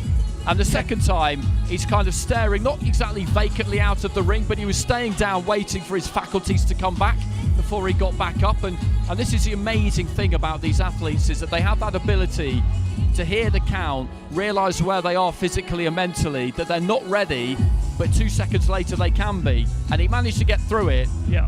And then just took over again. But right the way up until the very end, Wilder was capable of hurting him. He did hurt him towards the end of the 10th, I think, before really in the 11th, Deontay Wilder collapsed through exhaustion. And I had enormous admiration for him that night, because to come back and fight the way he did after what happened to him in the second fight, we talked about it with Joseph Parker earlier on. Wilder showed us that he has got that dog. Absolutely. You know, you have to literally carry him out of there. And I think Fury, whether he cares to admit it or not, you know, has got a lot of respect for Wilder. Of course, and look, you talk about Wilder's got the dog. Well, Tyson Fury most certainly has the dog. We were talking about this on the journey up here. Sometimes you just get fighters who have it, who refuse to lose, who have to be knocked out in order to leave the ring. Tyson Fury has that, but the thing is, you can't knock him out because he just gets back up again, and he's showing that in his career. And one thing I want to touch on, what we've seen in this workout, he's sitting down on some of his punches, not doing it just now, but he was sitting down on some of them, almost breaking the hands of poor Sugar Hill in there. And I guess that's the new style of Tyson Fury, the one that boxed Vladimir Klitschko back in 2015, fleet of foot, moving about, boxing moving. It feels like we don't see that guy anymore. This is now a 20-stone destroyer. Yeah, exactly.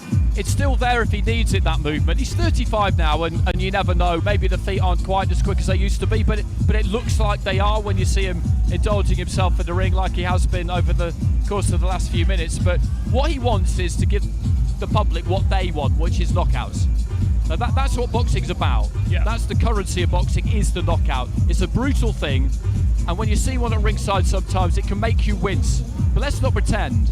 We come to boxing because we want to see people get knocked out. Not all of the time, because it would lose its value, but every now and again you see a thunderous knockout, and there is nothing like it. The adrenaline shot that goes around the ringside is absolutely wild. Yeah. And that's what he wants. That's what he wants to give people. Well, that is now what he is delivering. He is on a streak of knockouts. Of course, Derek Chisora was just stopped. Before that, Dillian Whyte was just stopped. Deontay Wilder has been stopped twice. He keeps knocking out, and at a very good level as well. In terms of knocking out Deontay Wilder, we've talked about how hard that was. And he does it on the big stage. Look, he's enjoying himself here as well. If ever there was a man born for this stage, I think we're looking at him, Andy. It is Tyson Fury. It is. You get all sorts of different personalities in boxing. different kinds of confidence. But Fury's one of those true performers, and everything with him is a performance. He genuinely enjoys this. And I think that's why when he dabbled with retirement, he realised that it wasn't really going to work, because this is just too much fun. Well, let's hear now from the one and only Tyson Fury.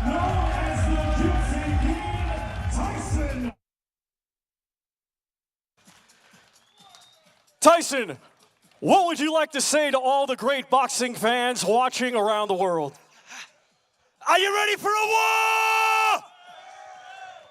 I'd just like to say to everybody as well, thank you for turning out to see me tonight in the great kingdom of Saudi Arabia.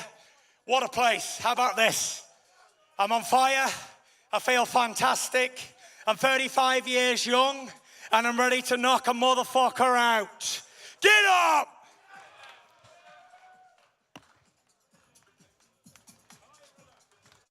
Have a classic Tyson Fury. Are you ready for a war? I mean, he looks ready for a war. I don't know if he's actually hoping to go to war on Saturday with Francis Ngannou. I think we're going to head back to Thomas Schreiber very shortly.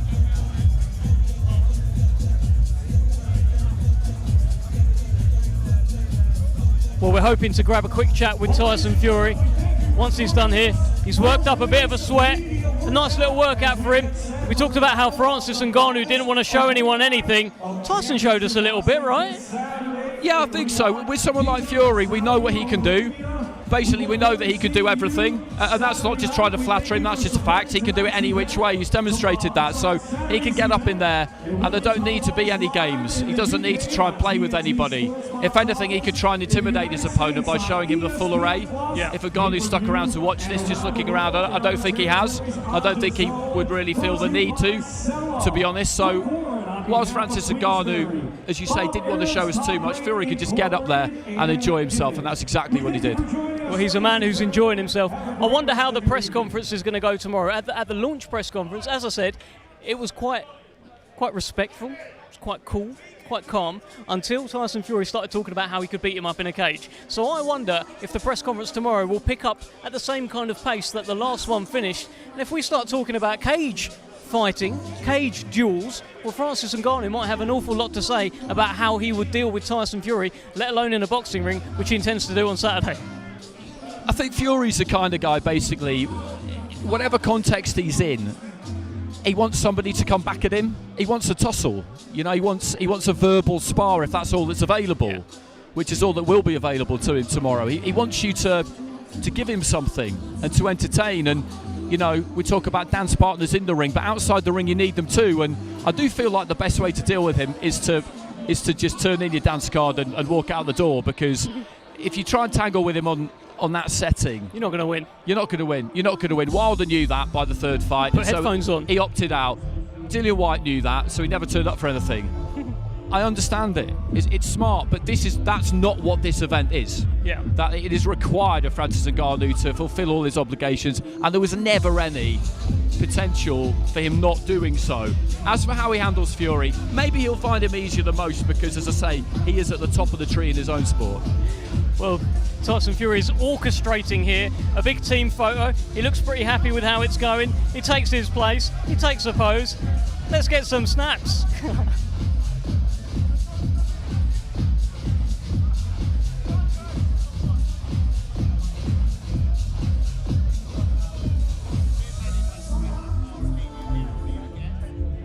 Now that is a solid team. You can see there Joseph Parker, part of the camp. Tommy Fury, of course, with a tank top on.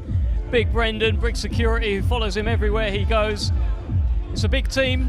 They got a big task. They got a big few months ahead of them. If, of course, we've got Ngannou on Saturday, and all the talk is about Alexander Usyk at the end of the year as well. This team, this man, they're going to be very, very busy indeed. They are, and talking to his dad, John Fury, his take on it was, look, as far as we're concerned, December the 23rd doesn't even exist. I understand that as an approach, as a policy, it's a sound one, but it doesn't really work. It's impossible, because we do know about December the 23rd, and you can try and put it out of your mind as much as you like, but it's there, it's a real thing. but I don't expect it to have too much bearing. But I do think, as discussed with Tommy, that it will mean that there will be no playing in there. There will be no playing in there because he needs to just take care of business and move on. Yeah, absolutely that. And we see Tyson Fury getting a few selfies in. We are trying to coax him out of the ring for a quick word. He's already addressed the crowd here. He has told them, well, he has asked them, are you ready for a war? The crowd responded essentially yes with a roar.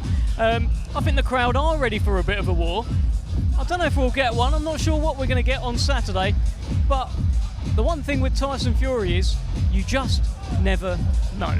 And there's so much intrigue. That's true. I feel like Ngannou, as Caroline Pearce was saying, what Ngannou can't do is go in there and give us a poor imitation of Tyson Fury. That would be completely pointless. He can't try and box him, right? He can't try and box him. That would be just, there's no percentage in that. So I would imagine he's devised some kind of game plan which he feels will upset Fury, confuse Fury, and then he's just going to have to try and unload.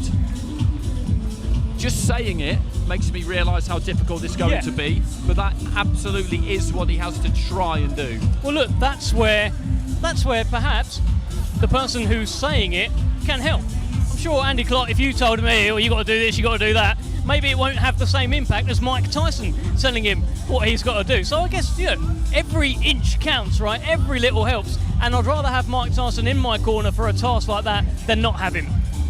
No, that's absolutely right. And there's going to be other people that he'll be able to have spoken to during the weeks.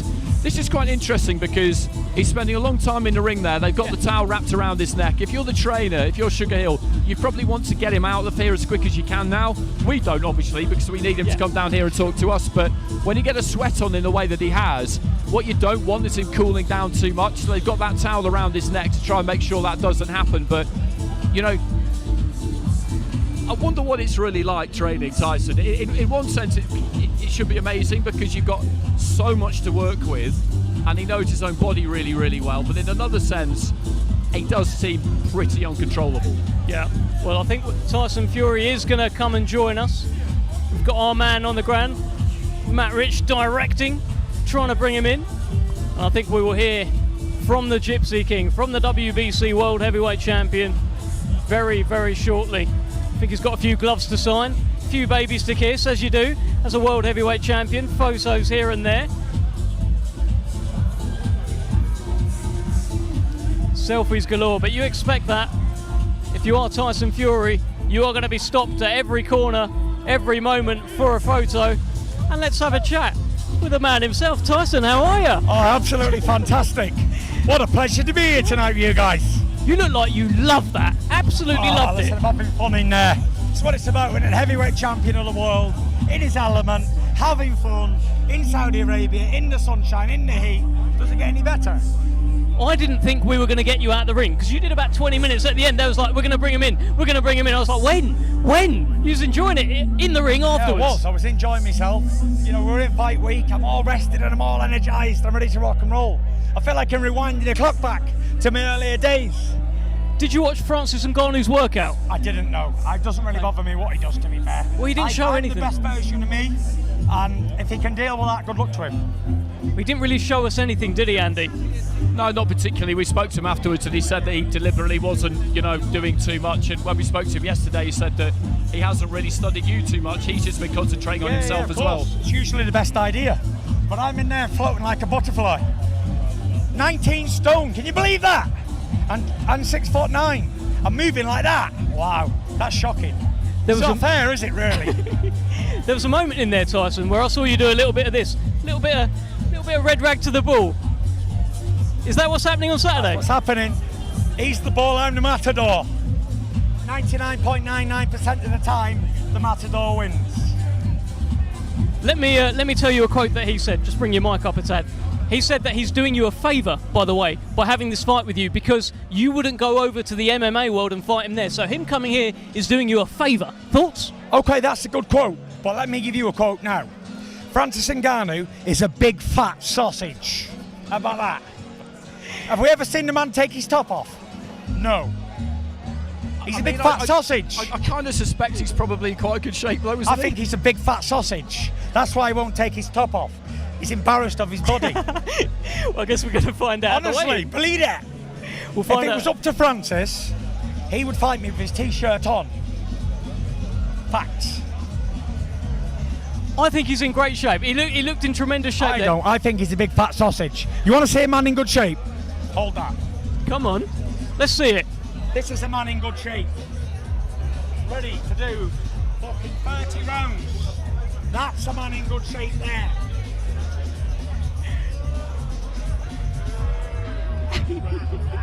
Boom! That's a man in shape. That's what you call shape. This man is fit for 25 rounds, non-stop. That's fit.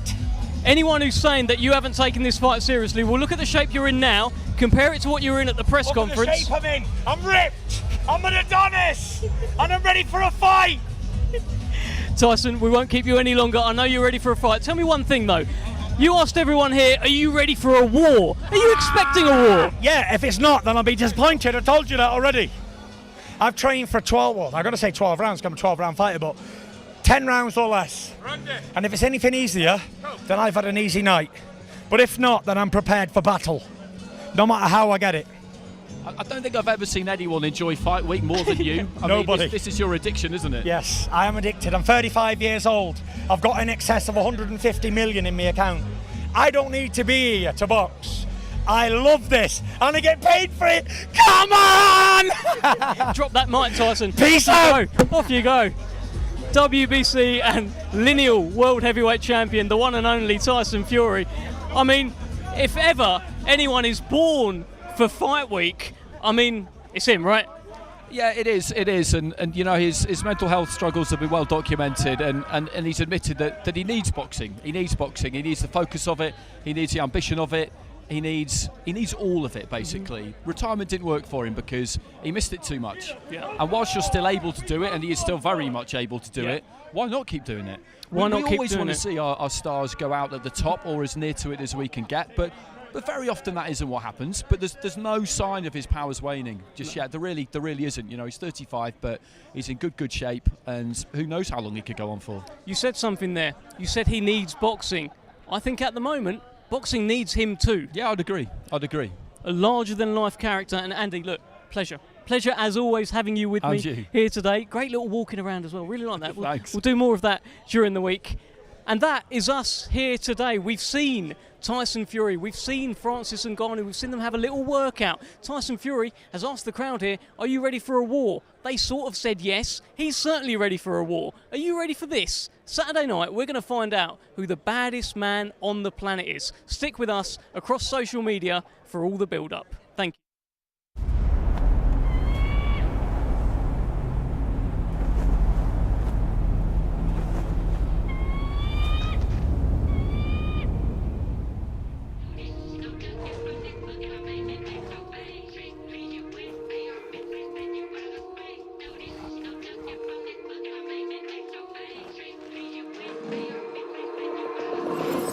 Take a walk with the full moon, roll button and zipped up. It's all kicking off soon. Better stay with a quick bruv. I don't know about your goons. Round here everything lift up. Whether it's draw, win or lose, none of my friend them give up. Let's do it. Ain't come here to talk it out, let's get into it. Froze up now, you froze to death, you should've blew it. Told you you can't with us, you should've knew it. Yeah, we gon' do the most, yes. Foot all on they throat, yes. Oh, you wanted to ghost the bitch. Made it out alive, I'm blessed. Leave one other guy now. We was taught to die together. Get put down wherever. We gon' ride forever. Daddy, we came to start it. Bring the paper, spread the pressure, wrap them up like origami, yo. Daddy, we came to start it. It's pepper if they ever want a problem in this party, yo. Ronaldo, what do you think about France's chances against Fury? Next question. Yo.